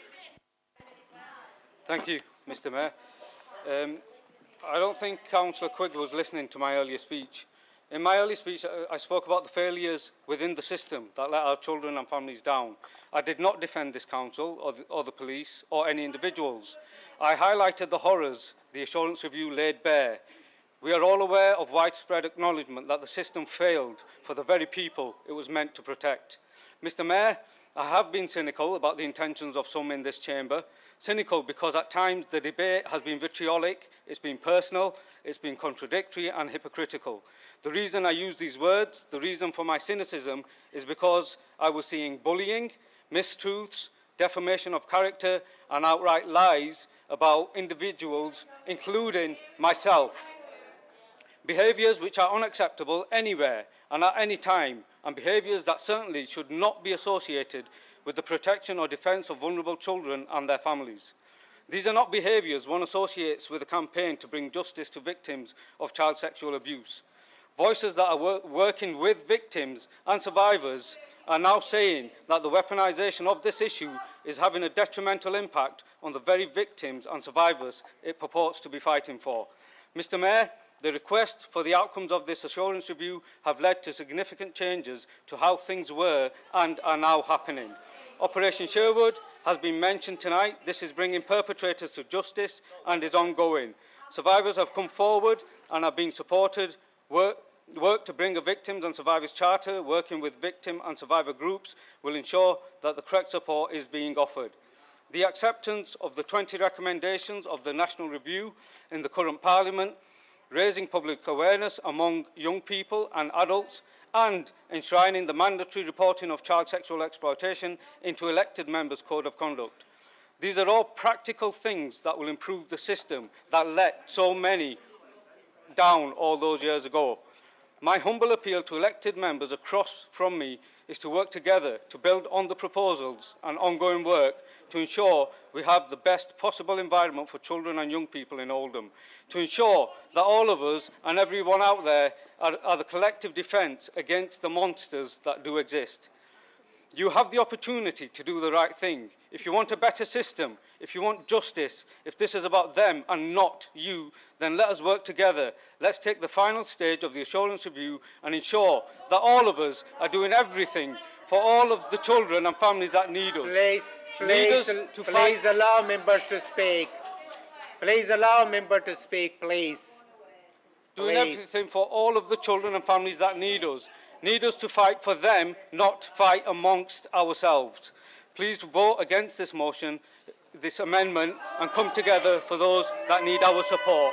Thank you, Mr. Mayor. The moral high grounds to Councillor Shuttleworth.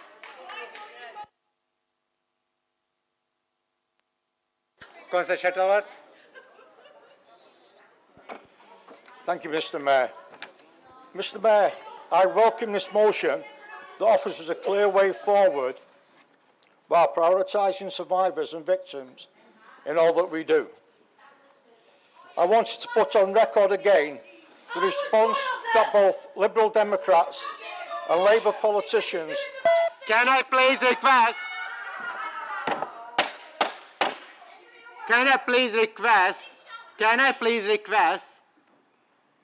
Please respectfully let people to speak and listen to them. Please. I think I've been very fair to everyone here in this chamber. Please let members to speak and conduct us the meeting. I'm warning you first time now. Please let us conduct the meeting, please. And I would appreciate silence and let people to speak. I wanted to put on record again the response that both Liberal Democrats and Labour politicians have already had from the Home Office on the issue of last year's assurance review and on the issue of any public inquiry, because I think it's important to understand the full context as we debate this important motion. Last year, the Liberal Democrats in this chamber wrote to the Home Office asking them to instigate a public inquiry. The response that they received from the Home Office Minister for Safeguarding, Amanda Soloway, would not do so. And there is the response. In addition, I think it's vital to put on record that in a debate in the House of Commons in June 2022, Home Office Minister Rachel McLean took a clear view on those that were seeking to undermine the integrity of those working to tackle CSE in Oldham and elsewhere, when she said, "I can say from my position as a Home Office Minister that to call into question the integrity of the law enforcement professionals who dedicate their lives and careers to investigating these incredibly disgusting and abhorrent crimes, outrageous, it is completely wrong." We have been told clearly that these issues are for us locally to determine, that we are responsible for driving improvements in local services for the good of local people, and we are seeking to do that with this motion. We take our safeguarding responsibilities seriously here in Oldham. All 60 of our elected members are expected to take part in the safeguarding training, and I know that attendance is always high. So I'm confident that the Council has the right tools in place to make this a reality quickly, to empower members to support victims and survivors in the right way and ensure justice prevails. And perhaps when Councillor Quigg stands up to give his right of reply, he can confirm whether he and his colleagues have actually undertaken the adult and children safeguarding training. Thank you, Mr. Mayor. Can I ask Councillor Bashwat, but can I also please remind that we're running really out of time, so Councillor Bashwat. Thank you, Mr. Mayor. I'm really sorry, just 1 second. Let me just reply to the lady. These are the rules set by all these. These rules are all set by your political leaders. I have to just follow them. So if we have another interruption, I will have to adjourn the meeting. So I'm respectfully asking you, please let them speak, please. Councillor Bashford. Thank you, Mr. Mayor. I'm the last person to try and defend the police or the council or anyone who's failed, so I'm not going to do that. But I want to make the point that we should be having debates and discussions like this. It is healthy for democracy, and while we might hold different points of view how to achieve this, we're all aiming for the same point. We all want to improve people's lives and better protect people. But we shouldn't be using the tragic and horrendous experiences of the men and boys, the women and girls who have suffered abuse at the hands of evil people for political gain. I'm continually appalled that there are people doing just that. People who are adding to the worry, hurt and anxiety of those who have already been badly let down. Child abuse, any abuse, is not to be weaponised for political gain. There is nobody in this chamber who would tolerate or condone any sort of child abuse at all. None whatsoever. And there's nobody in this chamber who would not expect the most severe penalties the law can subject on those found guilty of these evil, horrendous crimes. That's not the picture some people are painting, though, I have to say. This isn't an issue to be tackled by casting aspersions, by coming up with conspiracy theories, by encouraging false, outrageous and sickening claims towards good people who would have nothing to do with it at all. This is not an issue to be treated as a mudslinging political race to the bottom. What this is an issue of is an issue that should be tackled by putting the survivors first, by putting the victims first, by being sensitive and sympathetic to the survivors' wishes and needs, and ever mindful of the terrible experiences they've endured. Any right-minded person will agree this is about real people's lives, real people who have suffered and endured real evil. Any right-minded person will also agree to use these people's suffering to further a fleeting political game is almost as disgusting as the crimes committed. So let's move forward. Let's move forward together. We all have the same aim, united in the shared goal of making sure this town, this council, the people in here, and the police force, the social agencies are all doing everything that can be done today and tomorrow. So, just to finish, the UK government are with us on this, and so's the highly respected Maggie Oliver Trust. So I hope everybody in this chamber can be with us together. Thank you, Mr. Mayor. I'm going to ask Councillor Shah for the right of reply. Second. Just move to the vote. Second. They've been seconded. I'll second that. I'll ask Councillor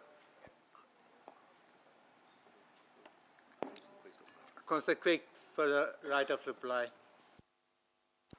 Thank you, Mr. Mayor.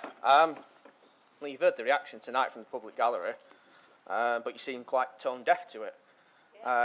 You refer to the Home Office letter that Councillor Sykes received from the Home Office, and in it says, obviously, to institute a public inquiry into the findings of Newton Ridgeway reports, etc., etc. It's clear for local authorities and individual towns which are responsible for delivering local services to commission local inquiries. So within that, this council can commission it, can ask for a public inquiry, can go through its own long reviews if it wants, but of course it is for local areas to learn from what happened in the past, not national government looking over the whole country, because they've got to take in a broader picture. But it's the problem with the motion, and again, there is commendable parts, as I've said, but the problem with the motion is that you are looking to basically say, but there's other problems in other towns, they're just as bad as each other. It doesn't mean that we've got to basically go and say, well, it's not for us really to address, but we're addressing it anyway. Oldhamers want Oldham to address the issues in Oldham. It is a no good us keep saying, well, we found it in 11 cases in review, but but is that it? Because it can't be the case that Oldham finds 11, but Rochdale, Telford Please let Councillor Quick to speak. Rochdale, Telford and Rotherham find thousands.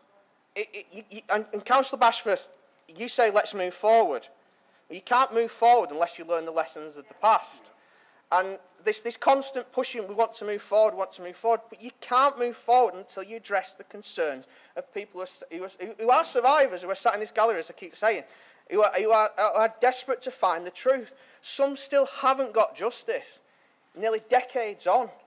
And is this the best we can say? Well, we'll pass it to national government, we'll get them to do it. Well, fine, but what are we going to do? What are we going to do to address the underlying problem?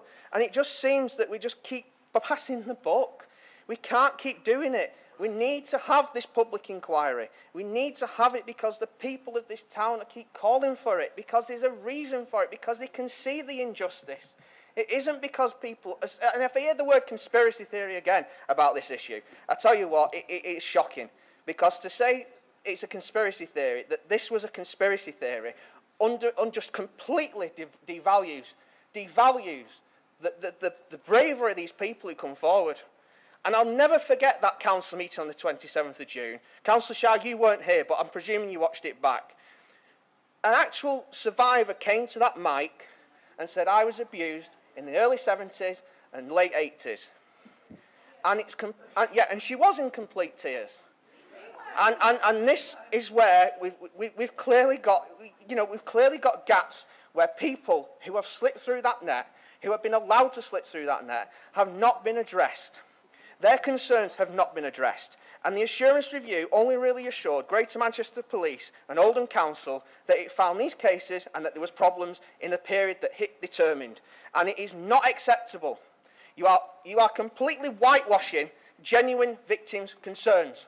And it is not acceptable to keep denying a public inquiry, because them concerns are getting louder and louder and louder.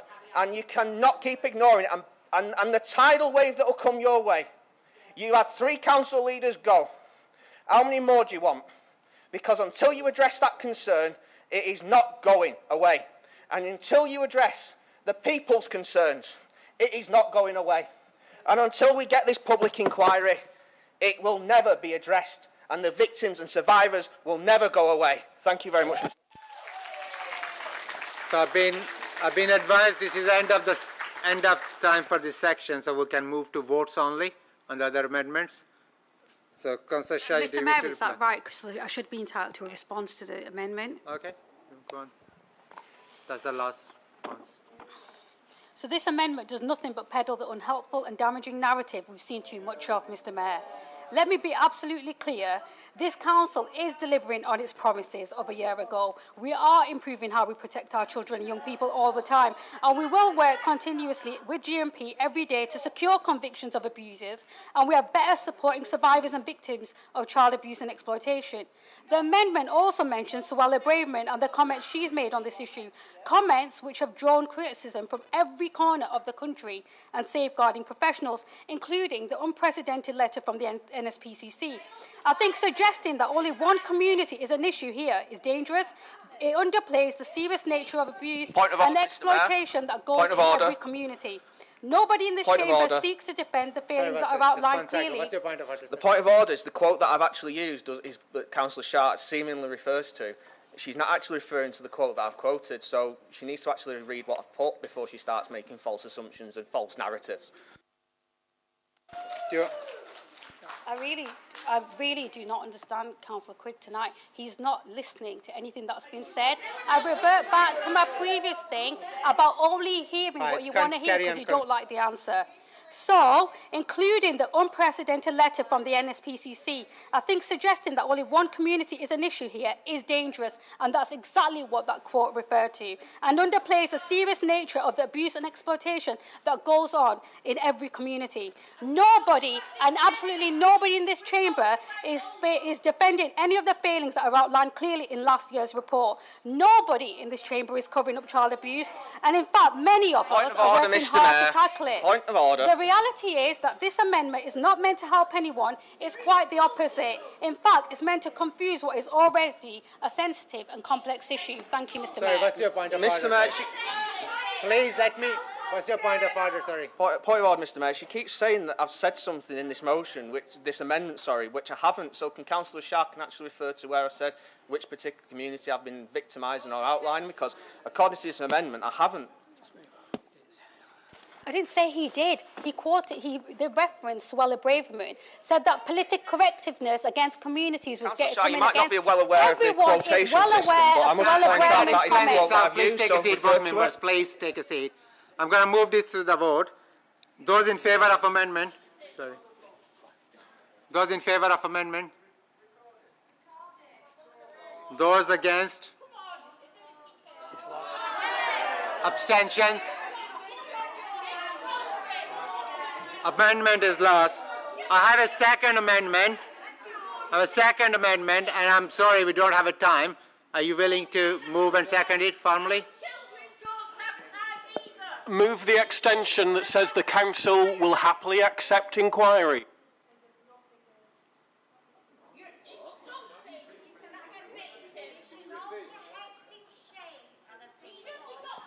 Councillor Shah? So, Mr Mayor, given that we agree with the proposals of the amendments made by the Liberal Democrats, I'm happy to move to the vote. Anyone seconding it? Second, Mr Mayor. Point of order, what is the amendment of the Lib Dems? We need to know. As you've been given the printed version. So it's been seconded it.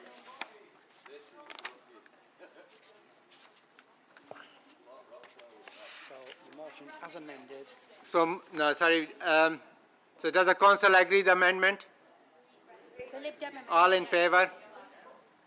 Anyone against? Abstention? Okay, the motion is, amendment is carried. So on new amendment, an amended motion, I'm going to take the vote. Anyone in the favour?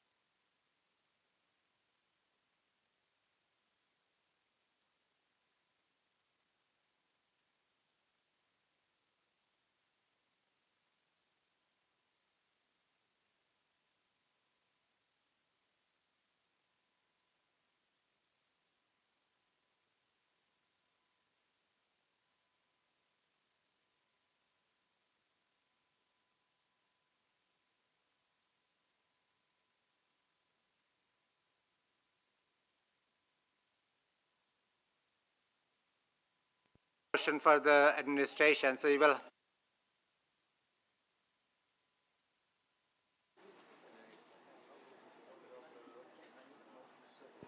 I think there's a little bit of confusion in the chamber, so if you want to just repeat that, Mr Mayor.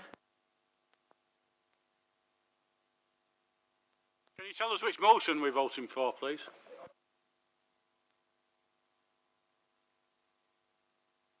Voting on the Lib Dem amendment. All those in favour of Lib Dem amendment?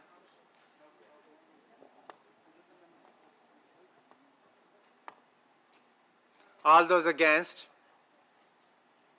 Abstention? So amendment is lost.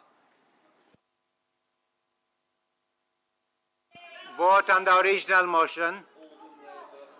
All those in favour? All those against?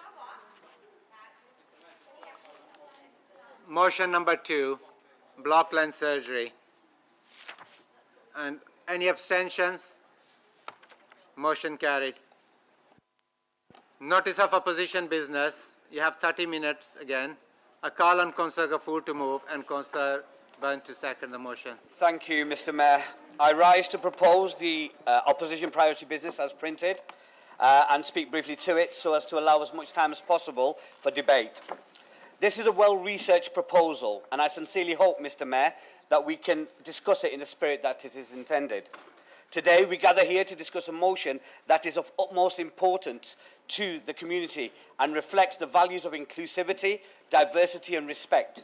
I stand before you in favour of this motion, proposing the allocation of land for a Muslim cemetery in Oldham, specifically run by Muslims. This is a critical issue that calls upon all of us to come together as a united front, treating it as a bipartisan matter. Traditionally, space in cemeteries has been allocated on religious grounds. The Muslim section at Greenacres is now full, and the space in Chadderton is slowly being filled. We propose that a voluntary or charitable organisation take over the running of its own cemetery. The reasoning behind this is simple: for the Muslim community to be able to bury their loved ones in the Islamic way. As not all members may be aware, Islamically it is stated that once a person passes on, their bodies must be buried as soon as possible. In Oldham, unfortunately, that is not always possible. For example, just last week, a very dear member of our community passed away. The paperwork was given to the family in the afternoon, but it had already passed the time for booking a burial. They had the funeral at 8 p.m, but had to wait till the next morning at 11 a.m. to actually bury the body. When a loved one passes, it is the intention of every Muslim to bury them as soon as possible. If this charitable organisation that I propose, that runs a new cemetery, had control of the burials, we could bury into the late evening. This is a real issue that we face here today. There are no council staff available after a certain time to do the burials. The volunteer group would support this. It is disappointing. Excuse me. Well, let me talk, please. It is disappointing that a service like this is not available in such a multicultural town such as Oldham. Due to the lack of availability from Oldham Council for such a service, I bring forward this motion to eventually reduce costs for the taxpayers of Oldham and allowing out-of-house services to be provided for the Muslim community. At the heart of this motion lies a fundamental... Excuse me, I'm sorry.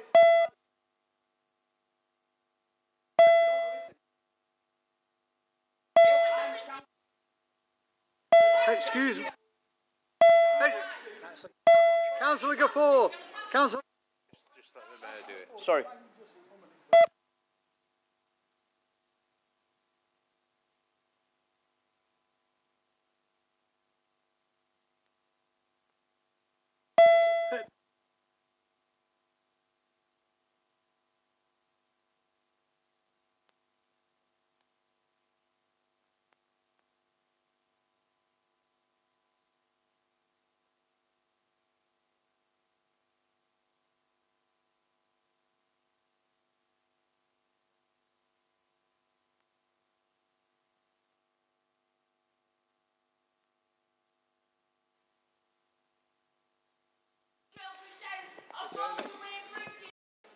Mr. Mayor, I take great offence that the member of public has just said to the Tory member that she hopes his children get raped.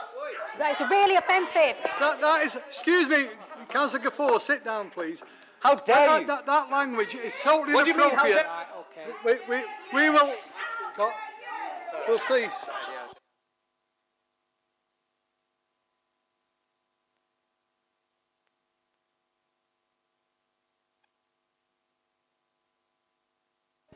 Please, may I request you to be quiet?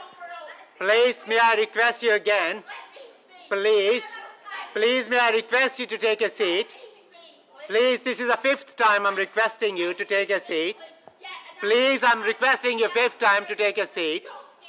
This is the 7th time I'm requesting you to take a seat. Please, take a seat. Please take a seat. Please take a seat. Not at all. Not at all. I wouldn't remove you, but please take a seat. Would you please take a seat? Please, let us carry on with the business. Please. And I want justice, and I totally agree with you. Please, would you please let me carry on the business? Kindly take a seat. This. Sorry?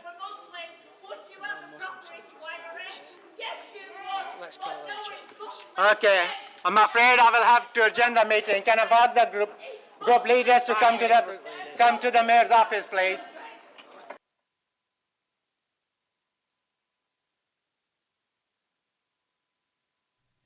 So they've adjourned the meeting.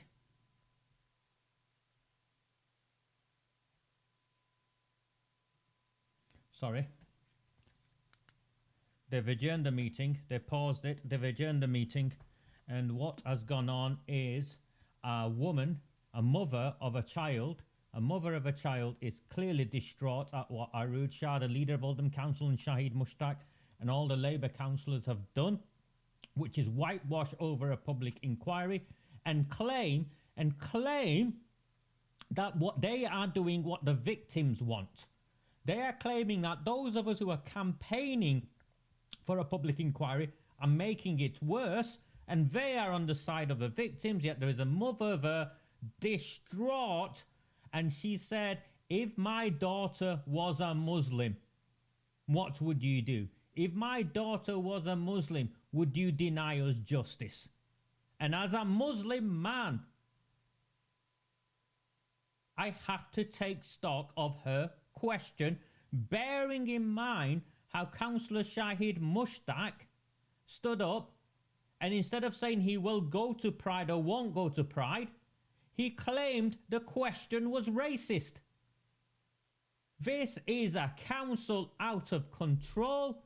This is outrageous behaviour, and this is why, and I say this with respect to every one of the councillors who might watch this back, or I'll put this clip out later, I'll say this with respect, you have got to fight. You have got to fight, and whether you like me or not, you have to accept that I will fight and I will lead this fight. This fight, this war will not be won in the council chamber whilst the Labour Party have a majority, and the only way we will get the Labour Party from having a majority in this council, which is how we will deliver a public inquiry, is by removing the remaining Labour Party councillors, and to every independent councillor and every independent who out there has used me and exploited me, I'm happy with that, because you've got in there and now you can see what's gone in there. So I urge you to step out of there and come on a campaign with me where we pound the streets, where we deliver leaflets to thousands, tens of thousands of our townsfolk, and we show them, we demonstrate that the only way we are going to win this is by voting them out. The only way we're going to win this is by voting out Stephen Bashforth, is by voting out Ross Birch, is by voting out every single Labour Party councillor. And sorry, in the main, they're going to be white councillors, because we know the cartels have it shown up. We have to fight. We have Lewis Quigg in there, we have Dave Arnott in there, we have Markins in there, and I'm not on talking terms with him, but some issues are bigger. We have Brian Holbin in there. We have people in there who are fighting for us and fighting for justice, and we have to not just support them, they have to step out of that council chamber and support us as we march on the streets, as we deliver leaflets demanding a public inquiry and convincing the people of this town that the only way we're going to get one, is by taking power away from the most arrogant council leader I have ever witnessed. Arood Shah is without doubt, she holds the public with contempt. She holds the public with contempt. And I can't figure out who voted where, Pauline. I can't figure out who voted where. Could you?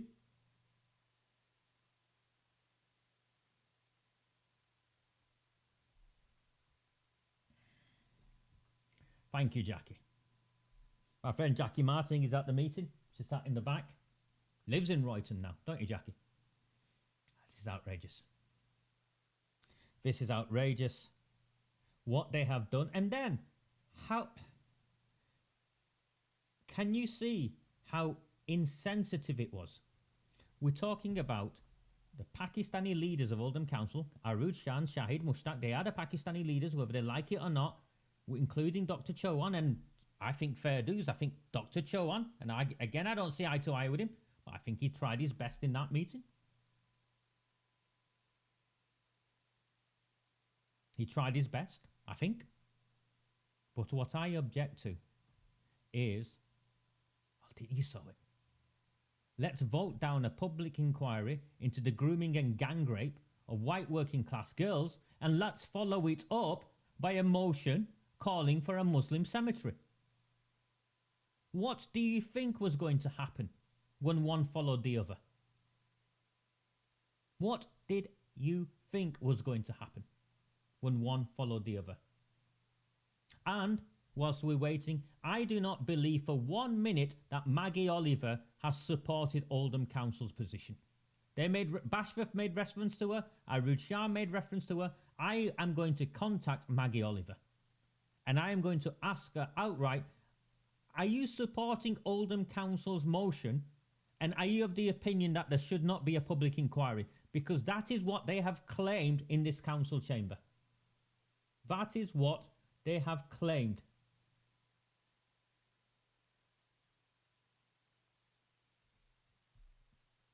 I think he was, wasn't he?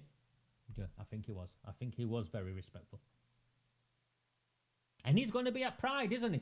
To give him his due, he's going to be at Pride. To give him his due, he's going to be at Pride. But Arud Shah's not going to be at Pride. And Shahid Mushtaq ain't going to be at Pride. And how dare you ask them, Julie Haywood? Because you're a racist for asking them.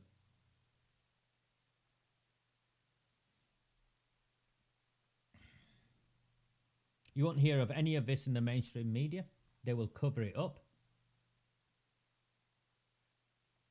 And I agree with you, Nick. Maggie hasn't at all supported any of this.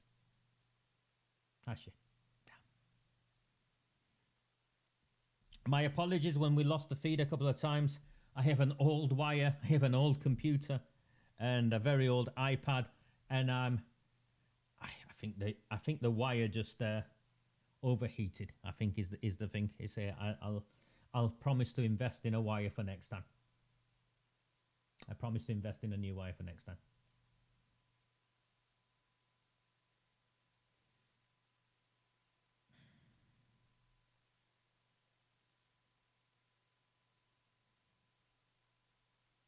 Markins asked the right question in the right way.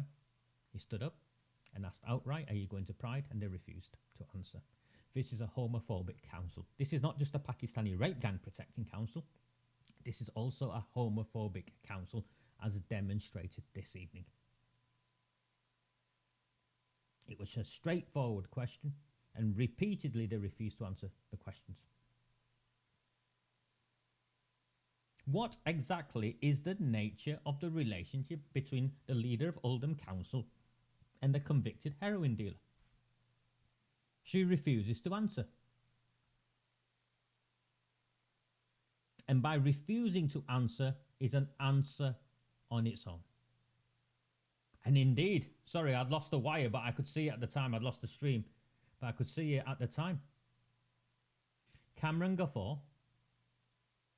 lost it. Cameron Gaffer absolutely lost it. And from what I could tell, and they'd cut the mic out, but from what I could tell, someone said to him, I hope your children get raped. Now, I know they didn't mean that.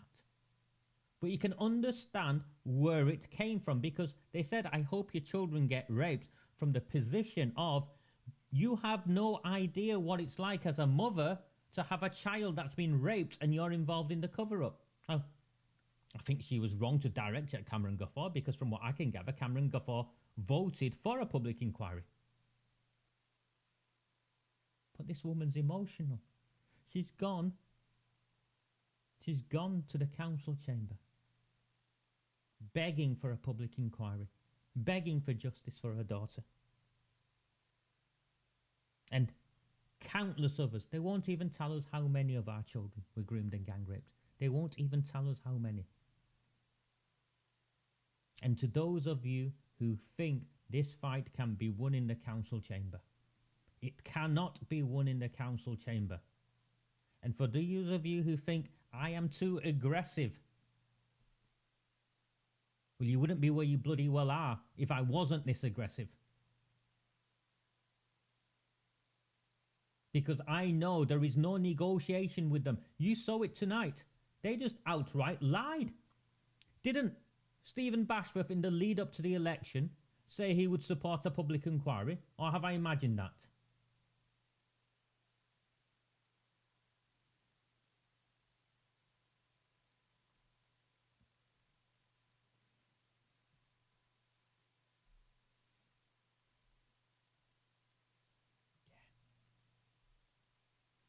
That's exactly. The council chamber is a coffee.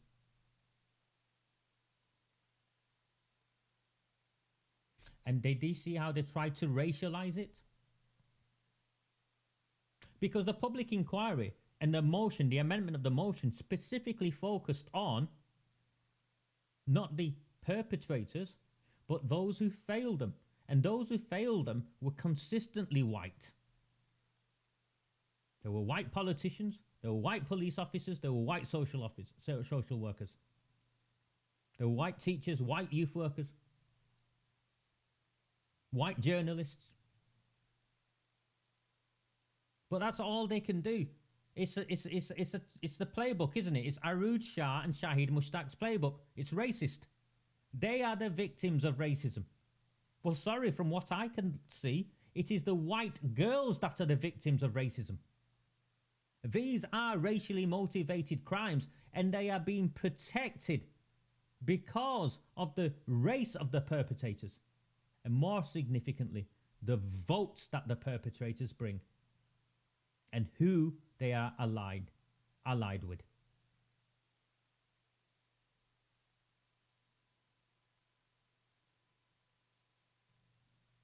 Lewis Quigg was right to reference community relations.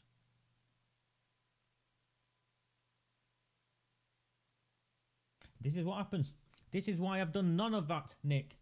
I've not gone down the route of the ombudsman, this, that, something else, because I know that we will not deliver justice that way. We will deliver justice by voting them out. It's the only way, by voting them out. And the only way we can vote them out is for the people we've elected and supported to get into the council chamber to find the sort of backbone that Lewis Quigg demonstrated and Dave Arnott demonstrated.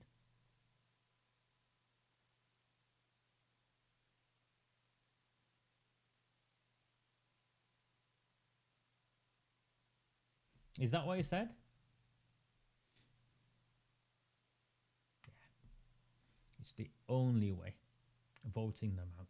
It's the only way.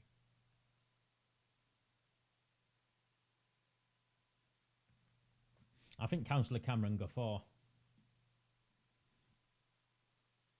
before he reacted the way he did, should have paused to understand what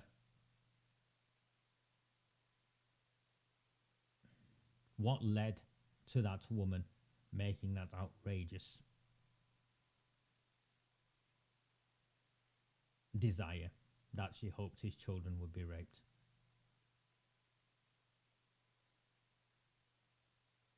Of course, it was the wrong thing to say. And it was the wrong way to react as well. Because if she said that to me, I would understand. It's because we failed her children. And the only way, it seems the only way we'll understand the grief and the anguish is if we had it done to our own. And I think that's what she was trying to articulate. But of course, the grief and the anguish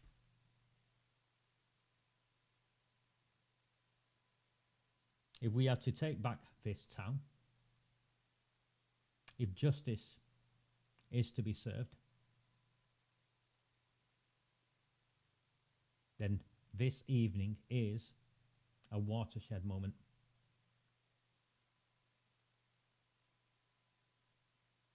The campaign for next May has to start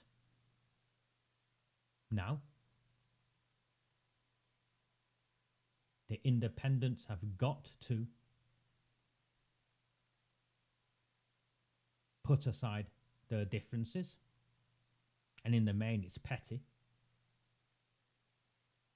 They've got to sit down with the Oldham Conservatives and form their own task force. They have every right and every capability to be able to form their own task force.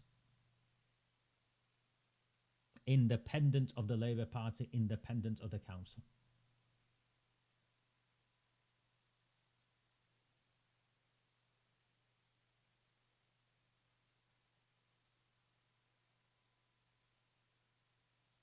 Arud Shah is now representing St Mary's Ward.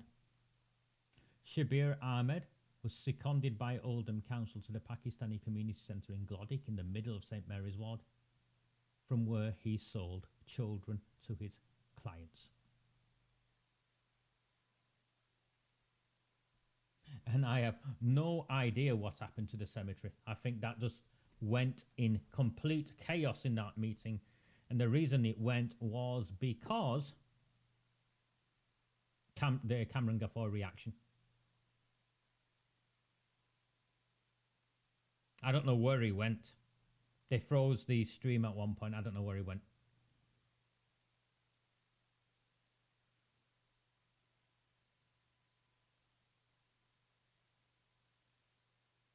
Okay, so apparently they're coming back in.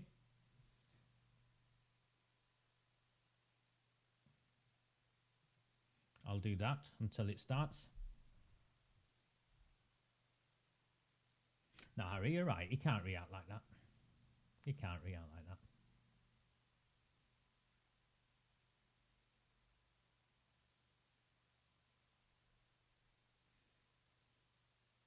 Well, I think Quigg and Arnott will just get re-elected quite easily as Conservatives or as anything they want.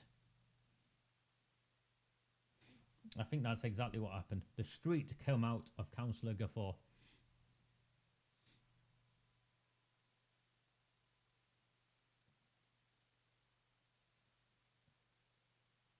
Arud Shah is without doubt the worst leader I've ever seen in my life.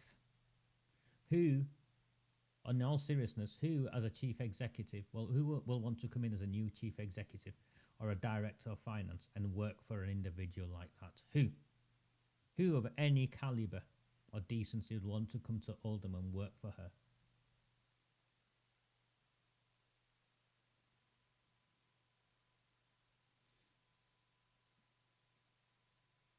Turn my sound up, sorry. There you go. Is that any better?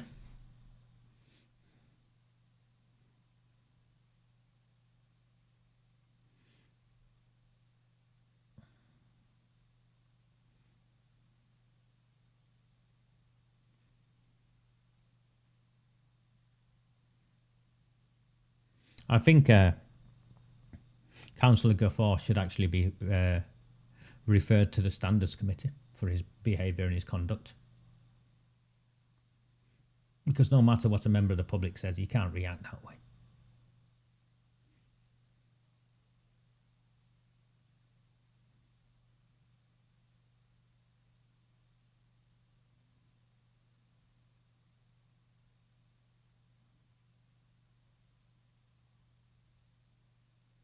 I'm sorry about the sound. There was low, Julia. I'm just I'd not planned. I didn't know this was going to happen any more than you lot did.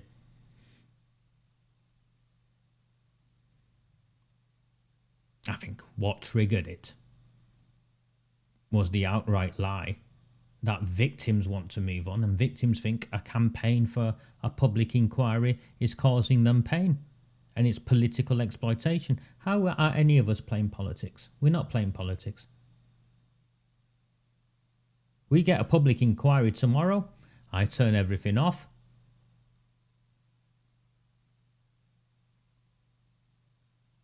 I'll go and get a job in a supermarket. I'll clean the streets. I'm not bothered. I know that my part in this journey is over. None of us are here because of the politics. None of us are here because of any personal ambition.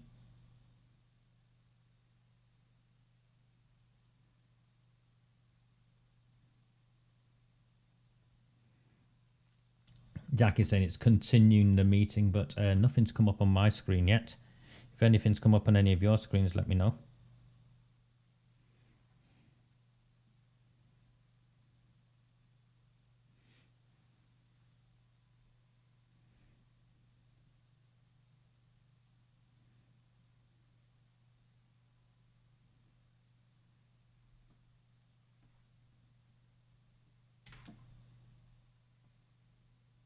No, nothing's come back on yet.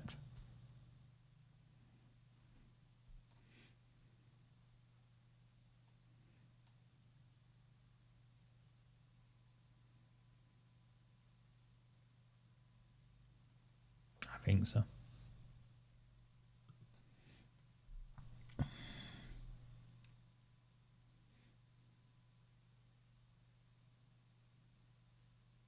No, it's not on. It's not on my end. The page is refreshed. There's nothing there.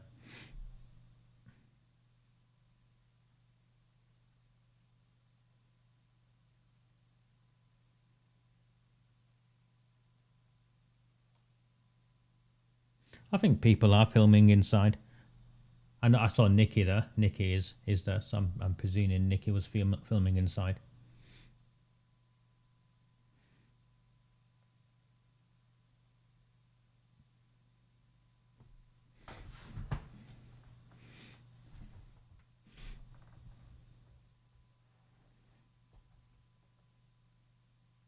Mr. Mayor, can I Here we suggest, go. because a comment was made to Councillor Gafoor, I will let Councillor Gafoor to. Gafoor, are you happy for lady to stay or to be removed? I know all the group leaders agree. I'm not actually happy if she stays here. Sorry, I would like you to be. I would like you to leave the chamber. That's not on. Those are my children she's speaking about. Right, okay, this is the second warning. This is the second warning. All right, sorry. We will adjourn the meeting. Go back out.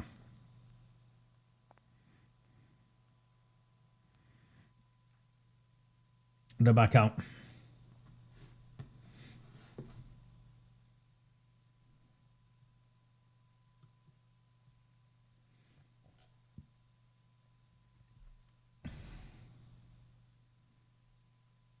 I think that's the point, isn't it, Jack? What about his behaviour? Yeah, I think that's the point I was making.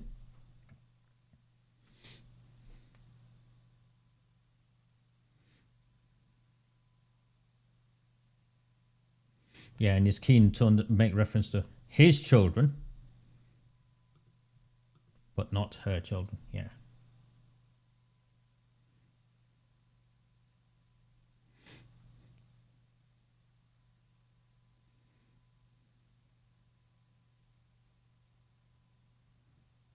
So the lady's been asked to leave, is what I'm hearing from Jackie.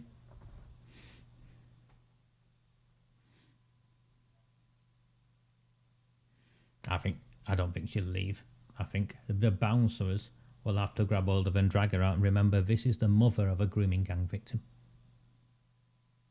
That is the context of what is taking place here.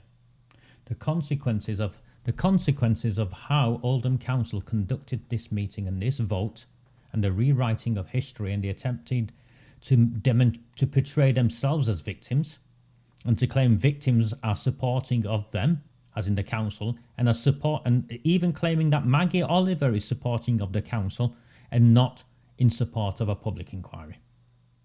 That's what played out there, and the mother of a victim completely lost it, and this council meeting has been adjourned twice.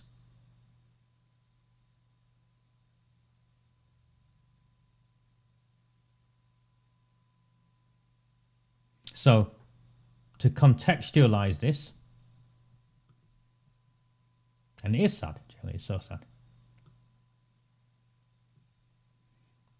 Councillor Cameron Gafour, that's my children you're referring to. And the mother said two things. One was, if there were Muslim children, how would you support a public inquiry? And the other thing is, I hope your children get raped. And I'm sure I know what she meant by that. It wasn't, I hope your children would get raped. It was more the sense of the anguish of maybe you'll understand what you're doing and why a public inquiry is necessary if this had happened to one of your own. It was her son. I'm sorry, it was her son. Okay.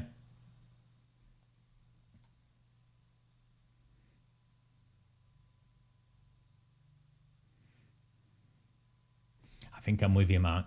I think it's as simple as that. They should all be ashamed of their conduct.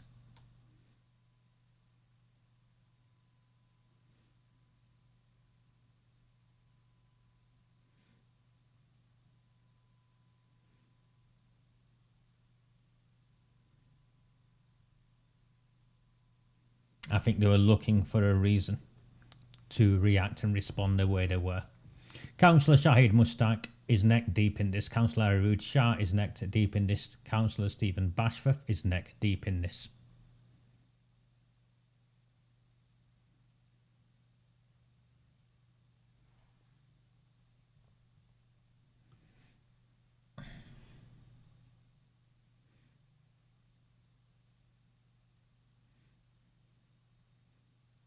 They are rape gang protectors. What else can I say? Having seen that, is there any other description for this council? They are rape gang protectors. They are homophobes and they are rape gang protectors. Welcome to Oldham. Having seen what's just transpired in that council meeting, and I will be on to Maggie Oliver. I will be on to Maggie Oliver, insisting she issue a statement confirming that in no way did she support Oldham Council's claim that Oldham does not need a public inquiry.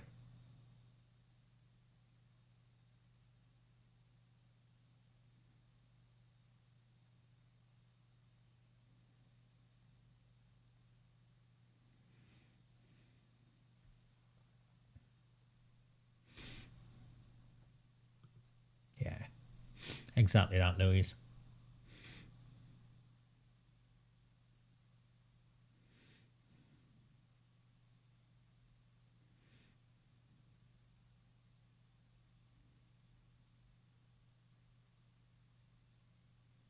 The opposition need to set up an independent task force. Independent of the council and independent of the council chamber. They need to set up an independent task force.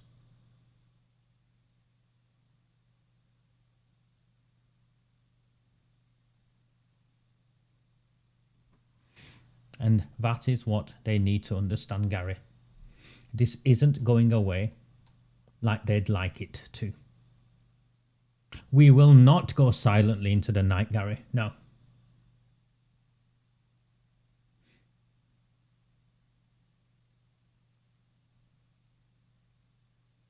And you're right, Jack. They think they're the victims. They turn it and twist it. And you also Charlotte Green in there. What has she said? What has she said on Twitter? She has me blocked. So if any of you, because she gives live updates.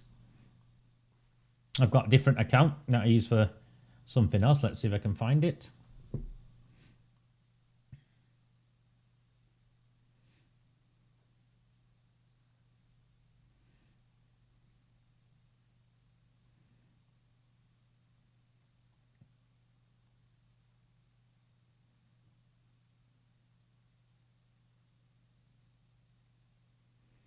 The meeting is now restarting in a different room, apparently. It follows a member of the public shouting at a councillor.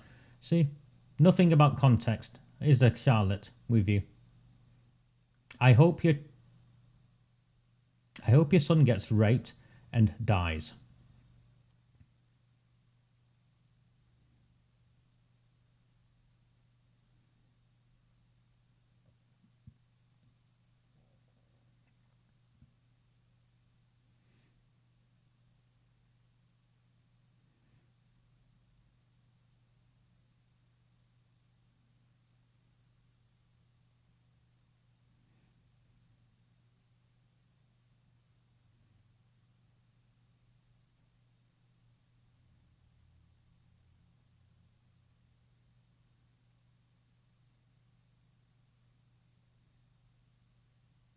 In situations like this in previous years, Greater Manchester police officers had also entered the chambers to remonstrate with members of the public, but there's no sign of them currently. I wonder why.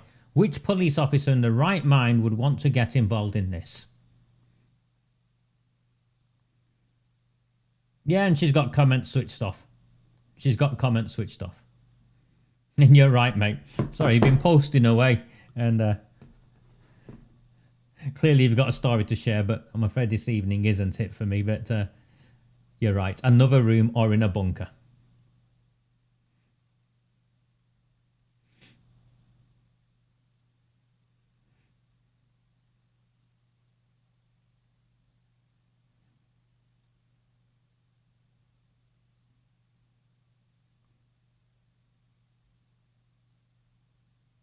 Apparently, Councillor Shah claimed nobody's defending the report, nobody is covering up child abuse.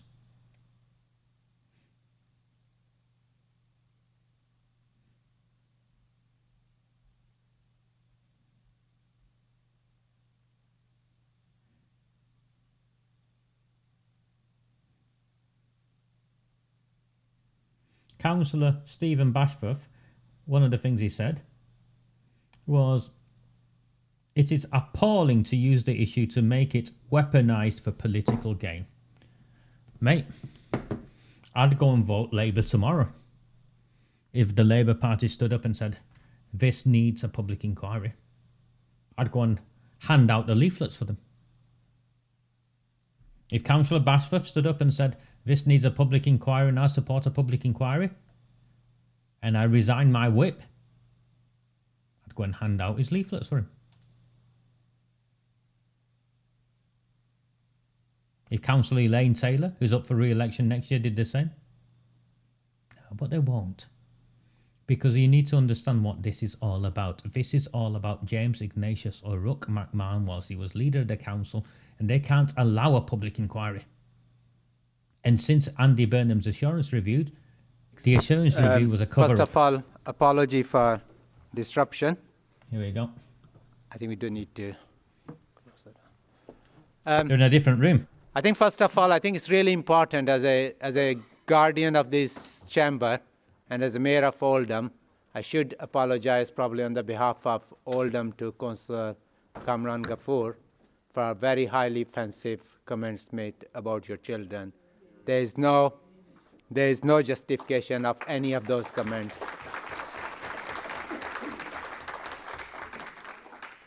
And I'm all up for discussion, debate, having a difference of opinion on the policies, but when it gets to personalization, whether it's opposition or anyone, it's unacceptable. According to, I think some of my colleagues are here new and they've probably been wondering what's going on. So according to the protocol of the council, which is agreed by all the group leaders previously, I have advised the lady to leave the place after obviously those comments and continuous disruption. Subsequently, all 5 group leaders, including Councillor Shah, Councillor Hint, Councillor Hoban, Councillor Sheldon and Councillor Sykes met with me and Chief Exec and Bar Solicitors in Mayor's office, Mayor's parlour, where it was agreed to give the warning again, and if it does not resolve issue, then we will adjourn the meeting and move to Chatterton Suite, and that's why we are here. I also mindful that we are running quite late. We will probably have to extend the gelatin for 30 minutes. Is that agreeable? Yeah. It's never happened. Certainly, I don't remember anything like that happened before, certainly in my 10 years. I never heard those words were being heard. So if any, as an exception, if group leaders, anyone wants to say anything briefly, 30 seconds, I will allow you to speak.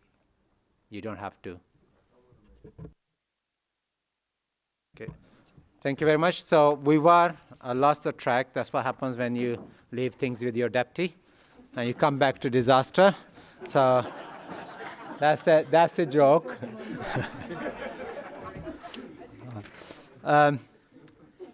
I think we were on motion.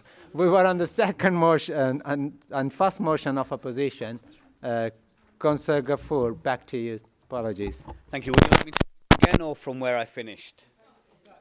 Start again. Okay, thank you. Thank you, Mr. Mayor. I rise to propose the opposition priority business as printed and speak briefly to it so to allow as much time as possible for debate.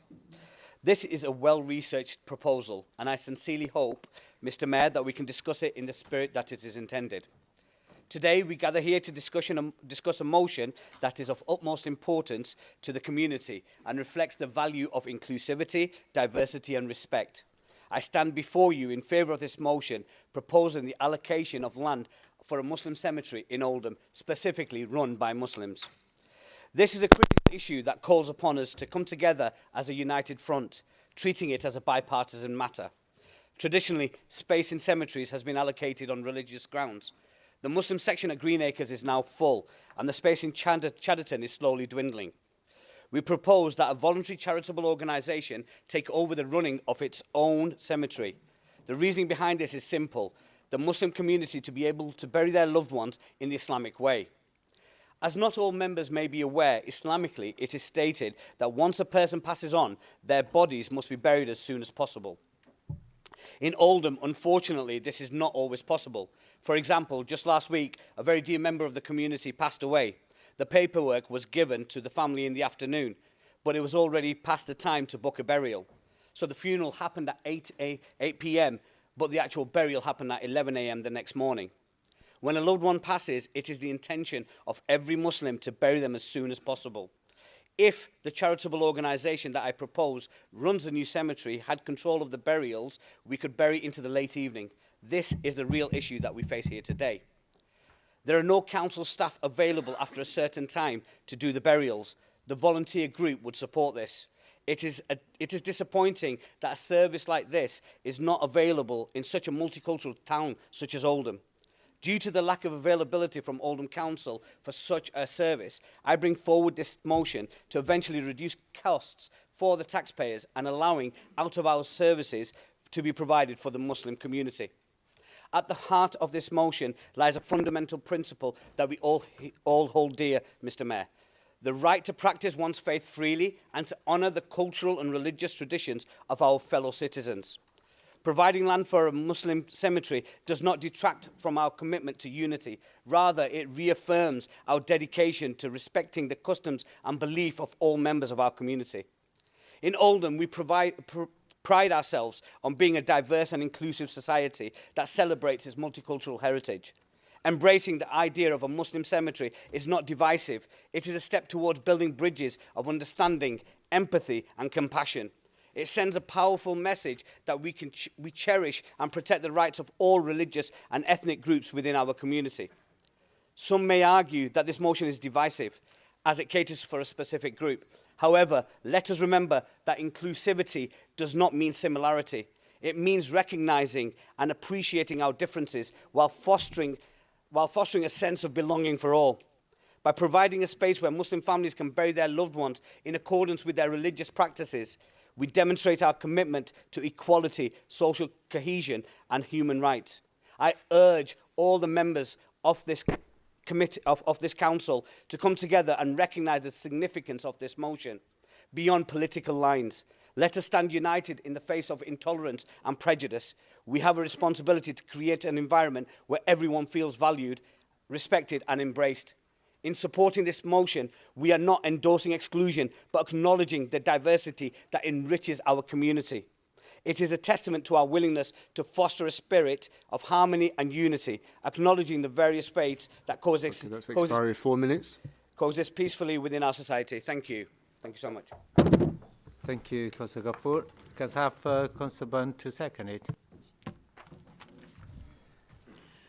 Thank you, Mr. Mayor.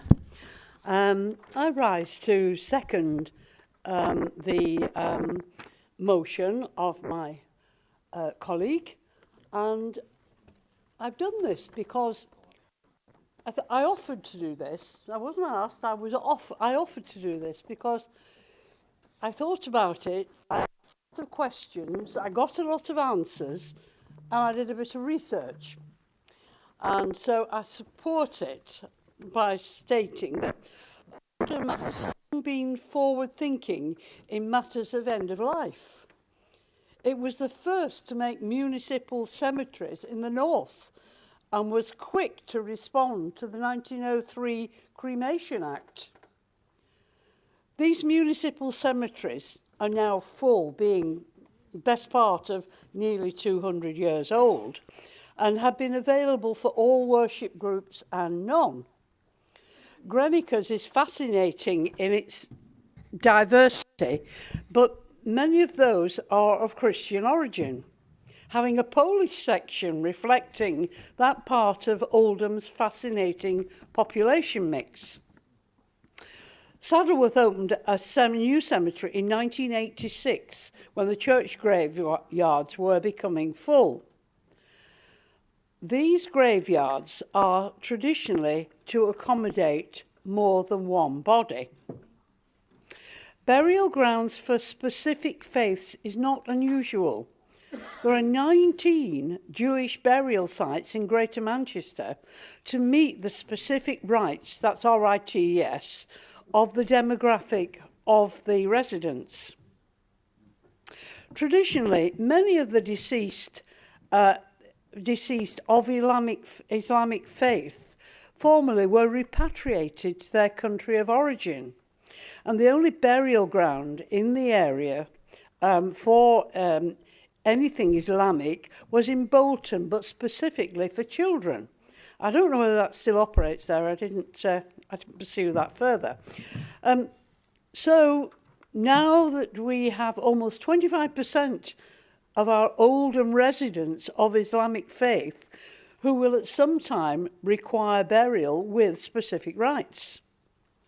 Many a third generation, born here, lived here, worked and died here.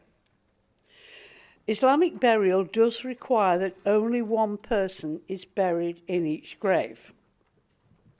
The facility for burials is available at Chadderton Cemetery, and extension of the burial grounds was extended about 12 years ago to accommodate this. But this motion covers more than just burials, but certain rights such as burials within 24 hours. This is fine unless you die on a Saturday. A Sunday burial in Chadderton requires a large additional fee, I understand. We cannot deny considerations at the end of life for 25% of our Oldham residents, that their end is with dignity and expectation of burial according to their faith. I expect that as forward-thinking borough in these matters, we have some plans for the next 50 years and hope that the proposals in this motion can be considered. Thank you, Mr. Mayor. Thank you, Councillor Byrne. I have an amendment. I call on Councillor Hinds to move and Councillor Hobbin to second the amendment. Yes, I'd like to move the excuse me. I'd like to move the amendment.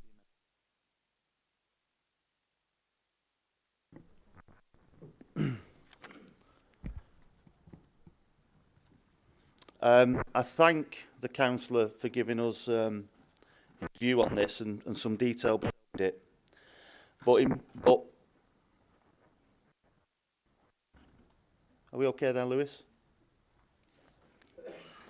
Everybody knows Oldham's biggest ongoing challenge is community cohesion, bringing communities together despite their religion, creed or sex. Whilst bringing positive community cohesion is never easy, I believe that at the very least in death, the diverseness that existed in our lives no longer hung over us, as everyone in this town could be buried in any of the borough's 7 existing cemeteries as equals, irrespective of the religious or non-religious path they choose. But I fear there are those amongst us who hide behind religion to further their ends, because this motion is not about religion or community, it's about making profit. This motion, no matter how dressed up in religious bravado, is nothing more than an opportunist business venture that will only bring more mistrust, intolerance and segregation. And the people who seek to make profit, whether they claim to be charitable status or not, out of the privatisation of the dead in this town are the very same people who make profit from some of the most vulnerable people in our society through their council-backed HMOs. I ask both the Muslim community and the councillors in this chamber not to be fooled into supporting Muslim-only cemeteries, but take the opportunity to support the amendment I have put before you. Because if we continue on this dangerous path, we might as well build a wall across the town and have done with it. Thank you. I have a prior notification of... Councillor Hobbin, do you want to second it? Thank you, Mr Mayor. Yes, I rise to second this amendment. I was asked to do so, and I was quite surprised to find that Councillor Hinds couldn't get anybody to back it with him. But I'm happy to, and it's not forming an alliance with any other party. You know, as an independent, as the Fells Independents, we can agree with or disagree with any motion or any amendment. But this amendment has got some very good points, and Councillor Hinds has put them forward. To me, the very idea of this is divisive, and I know that we discuss a lot of things in here that we've been accused of being divisive in the chamber.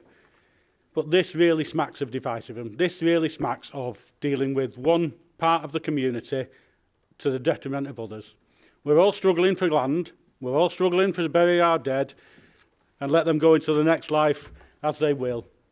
It is not of the rule of this council to be providing land or to be giving charitable status to anybody doing it for a certain section of the community. This council should, and I believe it will, look after all its citizens, and all the citizens should be treated the same. As I say, I find this divisive, and I don't think it should be put forward. I'm asking people to vote for the amendment to make sure that we're not a divisive council. So I have prior notification of people who want to speak. So, Councillor Akhtar first. Thank you, Mr Mayor. Stand up to speak against the amendment because, a bit like the substantive motion, it shows a fundamental misunderstanding of our cemetery policies, our current capacity, plans for future. Funerals and bereavement are such a sensitive and important issue for local people. It's absolutely vital that we don't spend this information on these issues with fear or at one of the challenging times of family. Is it interfering? Yeah. All right, okay, sorry. With that said, I wanted to offer some clarity on these issues. The council has 7 cemeteries across the borough, and there is capacity in all of those cemeteries for burials at present. We have a further 5 to 10 years of capacity in the Muslim section, and that could be expanded even further for another 15 to 20 years if all of the land is used at Chadderton. So therefore, there's expansion opportunities not only at Chadderton, but at the remaining six cemeteries as well. As part of the plans for the new capacity, we will, of course, engage with interested community and faith groups to make sure we continue to meet the specific cultural and religious needs of everyone who lives across our borough. Anyone of any faith can be buried in any of the council's cemeteries if they wish to do so. There may be some areas of our cemeteries where Muslims or other faiths tend to be buried side by side, but there are no restrictions on who can be buried where at any of our sites. With regards to a cemetery in Saddleworth, I think someone's raised it, I would ask that Councillor Hinds flag any suitable and available sites for this with our planning officers as part of the development of the local plan. The team are incredibly friendly and helpful and would be glad to be made aware of any possible opportunities in that part of the borough. Thank you, Mr Mayor. Thank you, Councillor Akhtar. I'll bring Councillor Hamdani first. Thank you, Chair. May I request permission to speak so it's easier to speak into the microphone? The seat, sorry. Thank you.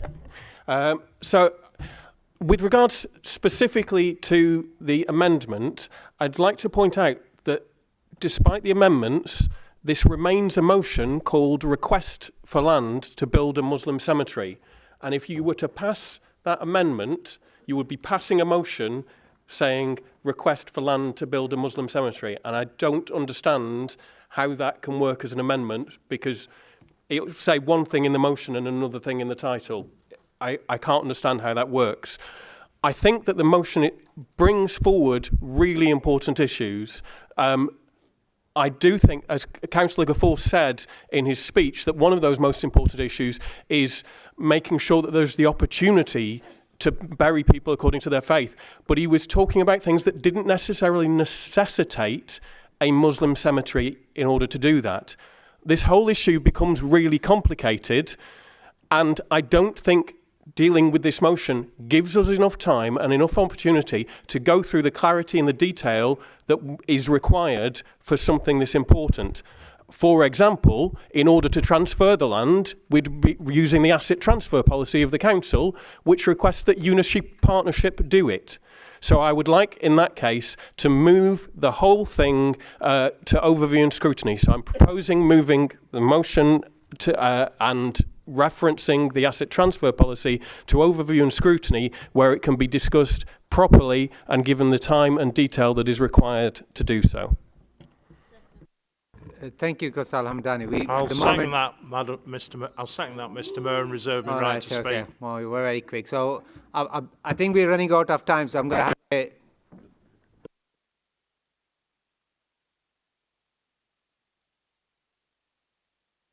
Mr. Mayor, can I have a right of reply, or is that possible?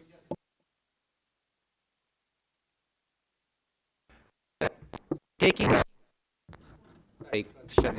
Yeah, please, if that's okay, Mr. Mayor. So just for the purpose of clarity, we're not voting on the original amendment. We're voting on what Councillor Samandani and Councillor Sykes was just suggested, which is to take it to overview and scrutiny.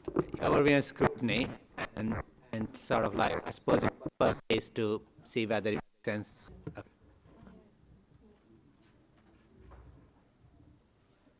Okay, so all those in favour sending to scrutiny? Okay, all against? Okay, any abstention? Okay, so your proposal lost, obviously. So we now gonna move back to the amended motion. Sorry, are we running out of time? I'm just gonna take amendments. Apology, we're running out of time, and then we're back to substantial motion. Councillor Ibrahim.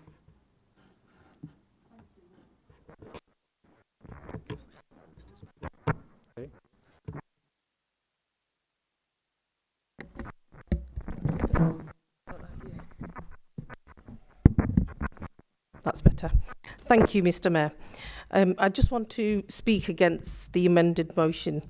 I would just want to rise to say that whilst this is clearly a really important topic, I'm disappointed that this has come before full council in this way, and there has been an attempt to scaremonger the community into thinking there's no capacity in Oldham cemeteries for Muslims. This is categorically, not true. That there are Muslim sections at both Greenacres and Chatterton cemeteries, but anyone of any faith can be buried in any of the 7 cemeteries the council manages in the borough.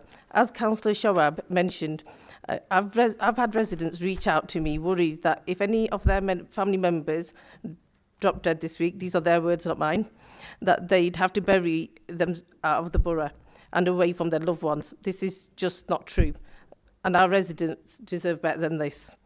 This council is in the process of drawing up the refreshed local plan and has identified 2 sites for the new cemeteries that would give us an extra 30 years of capacity. If members of this chamber want to flag any more sites with our planning team, please do so, and they will be more than happy to sit down and discuss this with them. What they shouldn't do is to try and create a frenzy that makes our residents needlessly anxious. Thank you. Thank you very much. Due to the time, we have to move on. So I'm going to give the right of reply to Councillor Ghaffur. This is about amendment, and then obviously you will have again opportunity to speak. Thank you, Mr. Mayor. And Councillor Hinds alluded to the fact that this was a profit-making motion. And I would say to that, that's absolute rubbish. This is very, very important for the community. Councillor Ibrahim has just stated that we're scaremongering people. We're not scaremongering people at all. We've been told by the council officers that there is 5 years remaining. They say that they do have extra land, but obviously it's not been developed yet. So it's not scaremongering. And like we said in the actual in my speech, that it's far beyond the fact of just donating land to a certain Muslim organisation. It's about taking Muslim burials and doing them Islamically. My residents, the people who voted for me, have asked for this. And if you go out there onto the streets and talk to the people, talk to Muslims, they would love to have this happen in Oldham. Thank you very much. And Mr. Councillor Hinds, it's definitely not a profit-making organisation or a motion. So, Councillor Hinds, do you wish to reply? Yes, I would like to take the opportunity to reply, Mr. Mayor. It's stated that it's not a profit-making venture. However, we still have serious questions to ask how the organisation behind it is run, how money will be distributed, the level of charges people were paying, and also the control on burials itself. The fact of the matter remains that in the council's existing 7 cemeteries, there is nothing stopping people of Islamic faith being buried. And I agree there may need some work to be done to ensure these burials are more in line with Islamic faith. But I do not believe handing over land to people who have got business connections, who build HMOs, I could satisfactorily have confidence in that. Point of order. Sorry, this just has got one nothing second. to... It's not point of order. You can have personal clarification if you wish. Personal clarification then, yes, please. Yeah, I have nothing to do with this charitable organisation, and I'm not part of it at all. And I think you are alluding to the fact that I have HMOs, and I don't just have that's HMOs. Not what. That's not. You know, it's not. It's not. Again, I reiterate. This is a motion for the community. Thank you, Councillor Ghaffur. I think you made it very clear. You got nothing to do with HMOs or with running. Or with running. Please don't say that. Lots of things to do with HMOs. No, but I meant you're not planning to run graveyard, basically. Is that correct? I'm not trying to build a HMO on top of a cemetery. And you're not planning to run graveyard either? No, definitely. Councillor Hayes, you can carry on. Thank you. Sorry, to clarify and reiterate, I'm not specifically stating my honourable councillor here runs HMOs, but the people on the committee, the Muslim Cemeteries Committee, do. That is a fact of record. So that is a point of order, Mr. Mayor. I think I'm feeling a bit I'm sorry, Councillor. I'm feeling a bit uncomfortable in some of the views here tonight, and I think as members, I'm not going to say any more, but I think we need some equality and diversity training for all members, because what the assumptions that are being made here, if people out there are listening to these and start believing them, we will have a very, very diverse borough, and it's dangerous. And I'll just leave it to that. And my emotions are high in terms of what's being said tonight. Thank you, Councillor. And I'll sit down, and I don't want to say anything more. Thank you. Please take a seat. With respect, the divisiveness is the motion proposed itself. The divisiveness of creating Muslim-only burial grounds, when the truth is, in the municipal cemeteries we have in this borough, anyone can be afforded a burial irrespective of faith. I'd like to move to the vote, if I may. Thank you. So I'm going to move to all those in favour of amendment. We're voting on amendment at the moment. All those against? Any abstention? So the amendment is lost. So we're back to original motion, and I'm going to take only a couple because I've got only Councillor Shah. Thank you, Mr. Mayor, and I'm going to try. I am going to start off by saying, Mr. Mayor, that we adjourned the previous meeting because personal comments were being made. I don't know what it's going to take for members in this chamber to stop personalising debate and stick to policies. I'm personally offended that deliberately, on a couple of occasions, it's been alluded that Councillor Ghaffar has moved this motion simply to gain profit. That's really offensive to anyone in this chamber because he categorically hasn't done that. In terms of the motion, thank you, Mr. Mayor. But I will say this, that the Conservative motion is undoubtedly on an important topic for the borough and our communities. I really do empathise with community concerns, and I know members of my group have been lobbied strongly about this, as it's a really sensitive and emotive issue for people of all faiths and none. However, I think this motion is fundamentally displays absolutely inexperience when it comes to council business. This isn't a decision that should be made here in this chamber without proper due diligence and scrutiny of the proposals and the makeup of anybody who wants to run the cemetery. Asking the chief executive to simply identify a piece of land to donate to a group is a very, very tall order.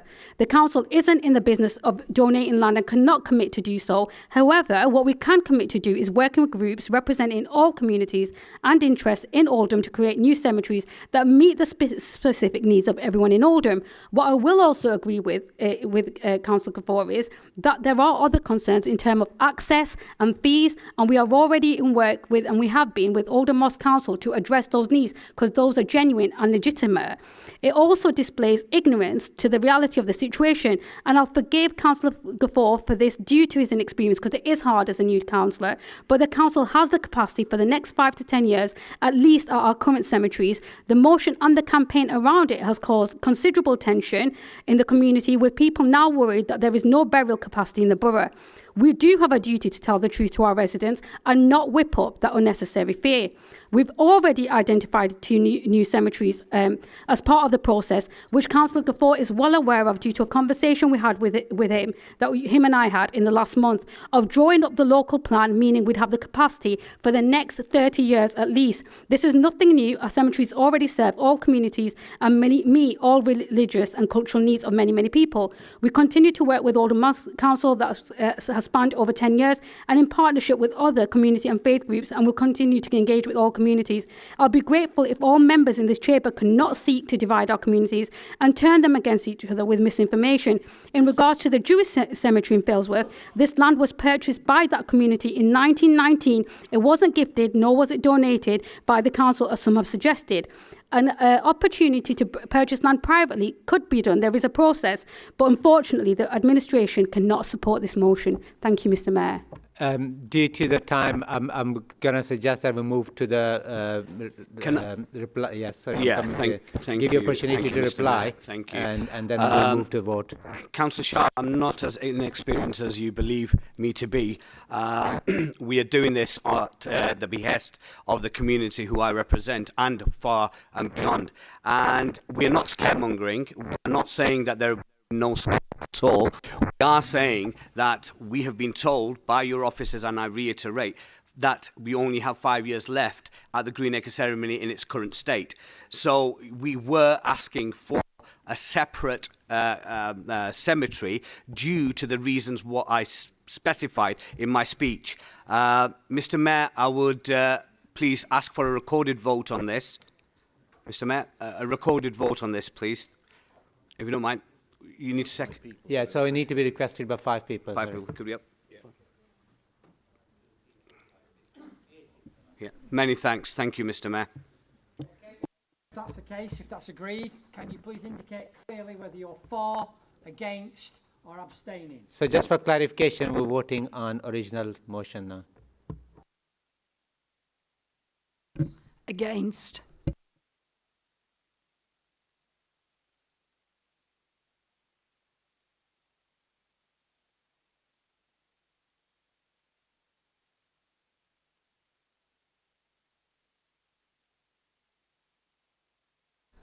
Bishop.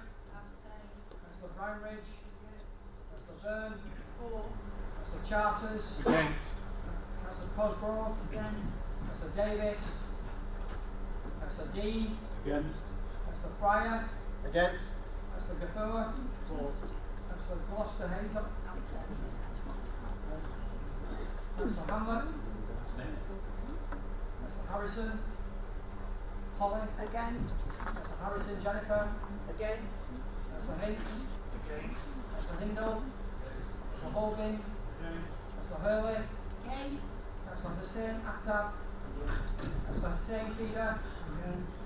Councillor Hussain Junaid. Against. Councillor Hussain Sajid. Against. Councillor Ibrahim. Against. Councillor Iqbal. Against. Councillor Irfan. Councillor Islam. Against. Councillor Jabbar. Against. Councillor Kenyon. Abstain. Councillor Lancaster. Councillor Malik. Against. Councillor Marland. Councillor McLaren. Against. Councillor Moores. Against. Councillor Murphy. Abstain. Councillor Mushtaq. Against. Councillor Nasheem. Councillor Quigg. Against. Councillor Ria. Against. Councillor Salamat. Against. Councillor Shah. Against. Councillor Sharp. Councillor Sheldon. For. Councillor Shuttleworth. Against. Councillor Serjan. Against. Councillor Sykes. Abstain. Councillor Taylor. Against. Councillor Wahid. For. Councillor Williamson. Abstain. Councillor Woodbine. Councillor Shaw. Sorry, Against, please. Machine.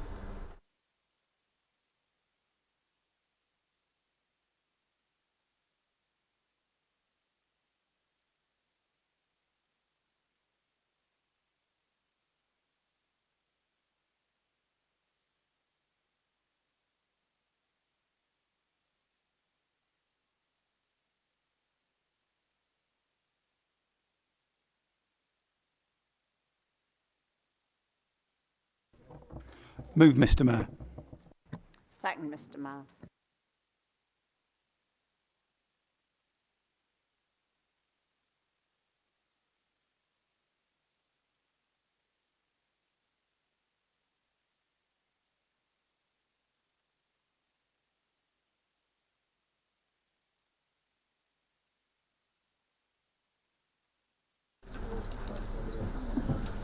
Point of order, Mr. Mayor. Please, the level of sound of some of the equipment in here is really poor, and we're moving through motions on a move and a vote quite quickly. Would you mind perhaps just confirming each time exactly what we voted on, so everybody's quite clear? Thank you very much.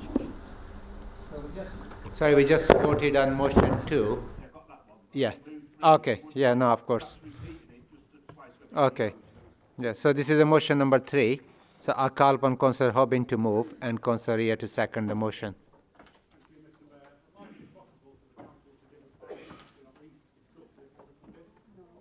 So Councillor Hobbin, we don't have time, but if the Council consents, I'm happy to do it, but we did not allow Lib Dems.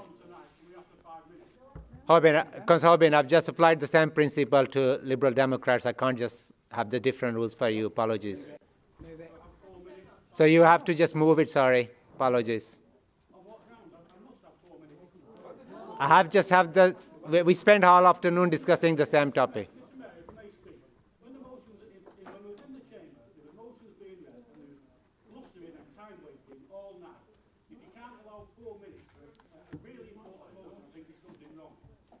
Mr. Hobbin, I can't allow you time because I did not allow to Liberal Democrats, and I think it will be taking the favoritism. I have to take.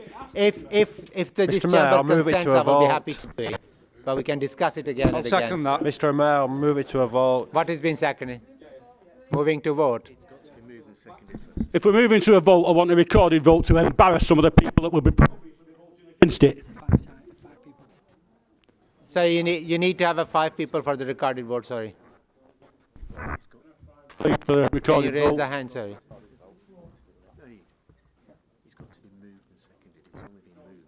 Sorry, what? Can read the motion yet, though. Seconded. That's it, we don't get to speak. Is it been seconded now? Yep. So, am I right to understand we're voting on the motion and we're having a recorded vote? Yes. Yeah. Okay. Okay, Okay, Mr. Mayor. Disgraceful. As per last time, yeah. Indicate clearly whether for, against, or abstain. So, Councillor Adams. For. Councillor Akhtar. Against. Councillor Al-Hamdani. For. Councillor Ali. Against. Councillor Arnott. For. Councillor Bashford Marie. Against. Councillor Bashford Stephen. Against. Councillor Birch. Against. Councillor Bishop. Councillor Branbridge. Councillor Byrne. For. Councillor Charters. Against. Councillor Cosgrove. Against. Councillor Davis. Against. Councillor Dean. Against. Councillor Fryer. Against. Councillor Gaffur. For. Councillor Gloucester. Councillor Hamlin. For. Councillor Harrison. Holly. Against. Councillor Harrison Jennifer. Against. Councillor Hintz. For. Councillor Hindle. For. Councillor Holby. For. Councillor Hurley. For. Councillor Hussain Akhtar. Against. Councillor Hussain Fida. Against. Councillor Hussain Janay. Against. Councillor Hussain Sajid. Against. Councillor Ibrahim. Councillor Iqbal. Councillor Erford. For. Councillor Islam. Councillor Jabbar. Against. Councillor Kenyon. For. Councillor Lancaster. For. Councillor Malik. Against. Councillor Marlin. For. Councillor McLaren. Against. Councillor Moores. Against. Councillor Murphy. For. Councillor Mushtaq. Against. Councillor Nasheem. Against. Councillor Quick. For. Councillor Ria. For. Councillor Salaman. Against. Councillor Shah. Against. Councillor Shah. For. Councillor Sheldon. For. Councillor Shuttleworth. Against. Councillor Serjan. Against. Councillor Sykes. For. Councillor Taylor. Against. Councillor Wahid. For. Councillor Williamson. For. Councillor Woodbine. For. Councillor Shaw. Against.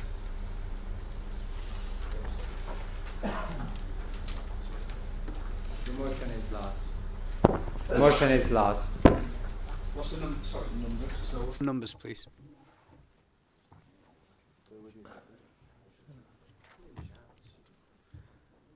We'll have to wait for a few minutes. Councillor Gafoor.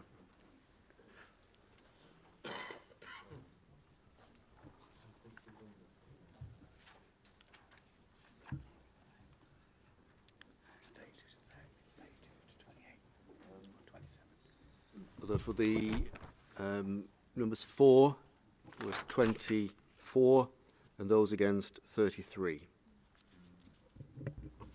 Thank you very much. We'll move on to item 11, update on actions from Council. I call on Councillor Shah to move and Councillor Sheldon to second the report on actions from Council. Move, Mr. Mayor. Second, Mr. Mayor. Does any member wish to speak? I take silence as no.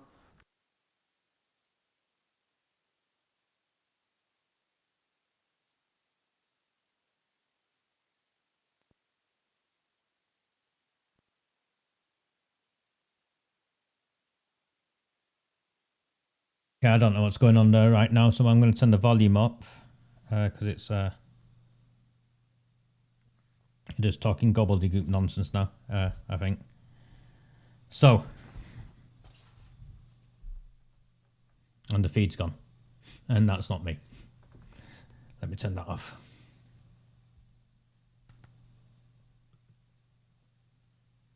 Okay. What just happened there at the end was a recorded vote. It was Brian Hobin's motion on the public inquiry. He wasn't allowed to speak. He wasn't allowed a right to reply. Whoever was seconded it wasn't allowed to speak. They did that on purpose because the Lib Dems waived the right of speaking beforehand. They'll have done that on purpose. So all that was played out. It was on purpose. And also, from what I could gather, Max Woodvine voted against the public inquiry. Sorry, if I've got it wrong, my apologies, and I will play it back and try and make sense of it, because it was chaotic and you could see the sound was all over the place. You couldn't make sense of it outside. The people couldn't make sense of it inside, what was going on. But 24 people voted for a public inquiry and 33 voted against it. That gets to 57. You're 60 people in, your free absences, so I'm not sure. 33 and the mayor. So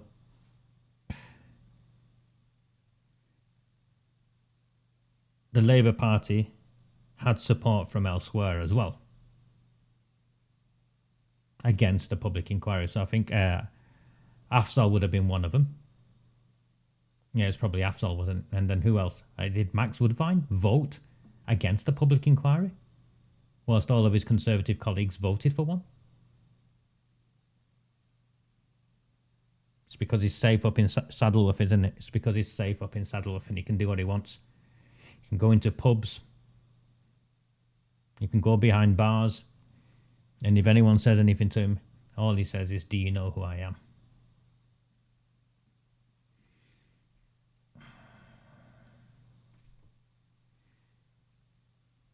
I'm not around now until Sunday. I have my daughter for a few days with me. So I'm not around until Sunday at the earliest. But I'll try and make sense of... Well, and if you voted for it, my apologies to him. I'm not sure what happened. I couldn't make sense of it at the end. I knew they were voting a recorded vote on the FIP motion that Brian Hoban wasn't allowed to speak. And you saw all the time wasting earlier on. You saw all the time wasting earlier on yourselves. Arud Shah has demonstrated what she's going to do. So Shoaib Akhtar and also, what's his name? Shahid Mushtaq. They are going to play the race card. They're going to play the race card and claim all of us are racist. We need diversity training.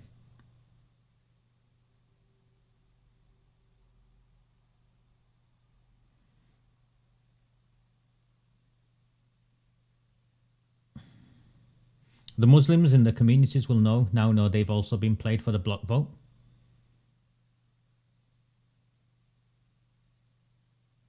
And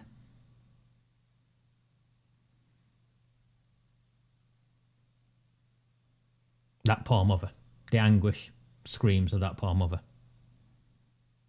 And they had a giggle afterwards. They had a giggle afterwards.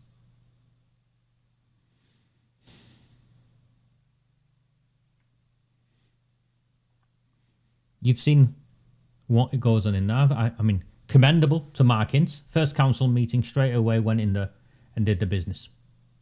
Commendable to him. It takes courage, doesn't it? It takes courage. You all know it takes courage.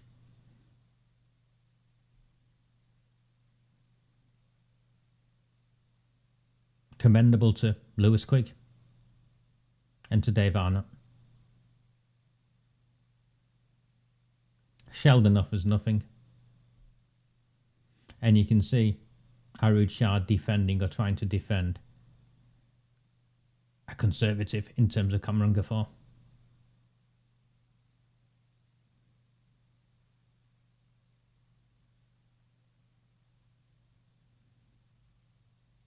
Arud Shah, Shahid Mushtaq, they're all claiming, Steve Bashforth claiming Maggie Oliver supports them.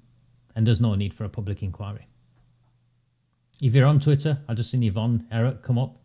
Yvonne, please tweet Maggie Oliver and ask her. Is it right that she supports Labour in not a position that Oldham doesn't require a public inquiry? That's what Labour are claiming.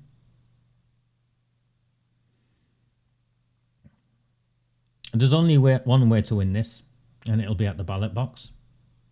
And there's only one way to win at the ballot box, and that's through campaigning in the streets. And there's only one way to campaign on the streets and raise awareness, and that's through this platform.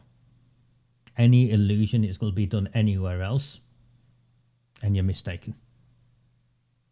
Any illusion that someone else is going to create crowdfunding sites, create the leaflets, do all of that, mobilize the people, you're deluded.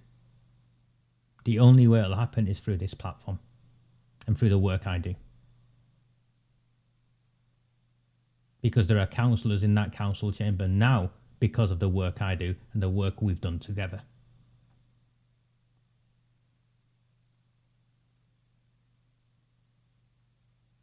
The 14 councillors down, 3 leaders down, and 2 away.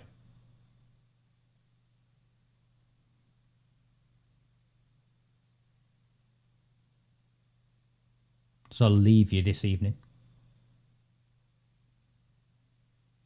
to decide amongst yourselves before I come back on Sunday who's in this fight and who's not. Because if you're not going to fight with me and have me stick my neck out, exposed, or exploited repeatedly, then I'm not in this fight. Because all I will do is pivot, and I've used the word repeatedly, and I'll go and focus on the general election.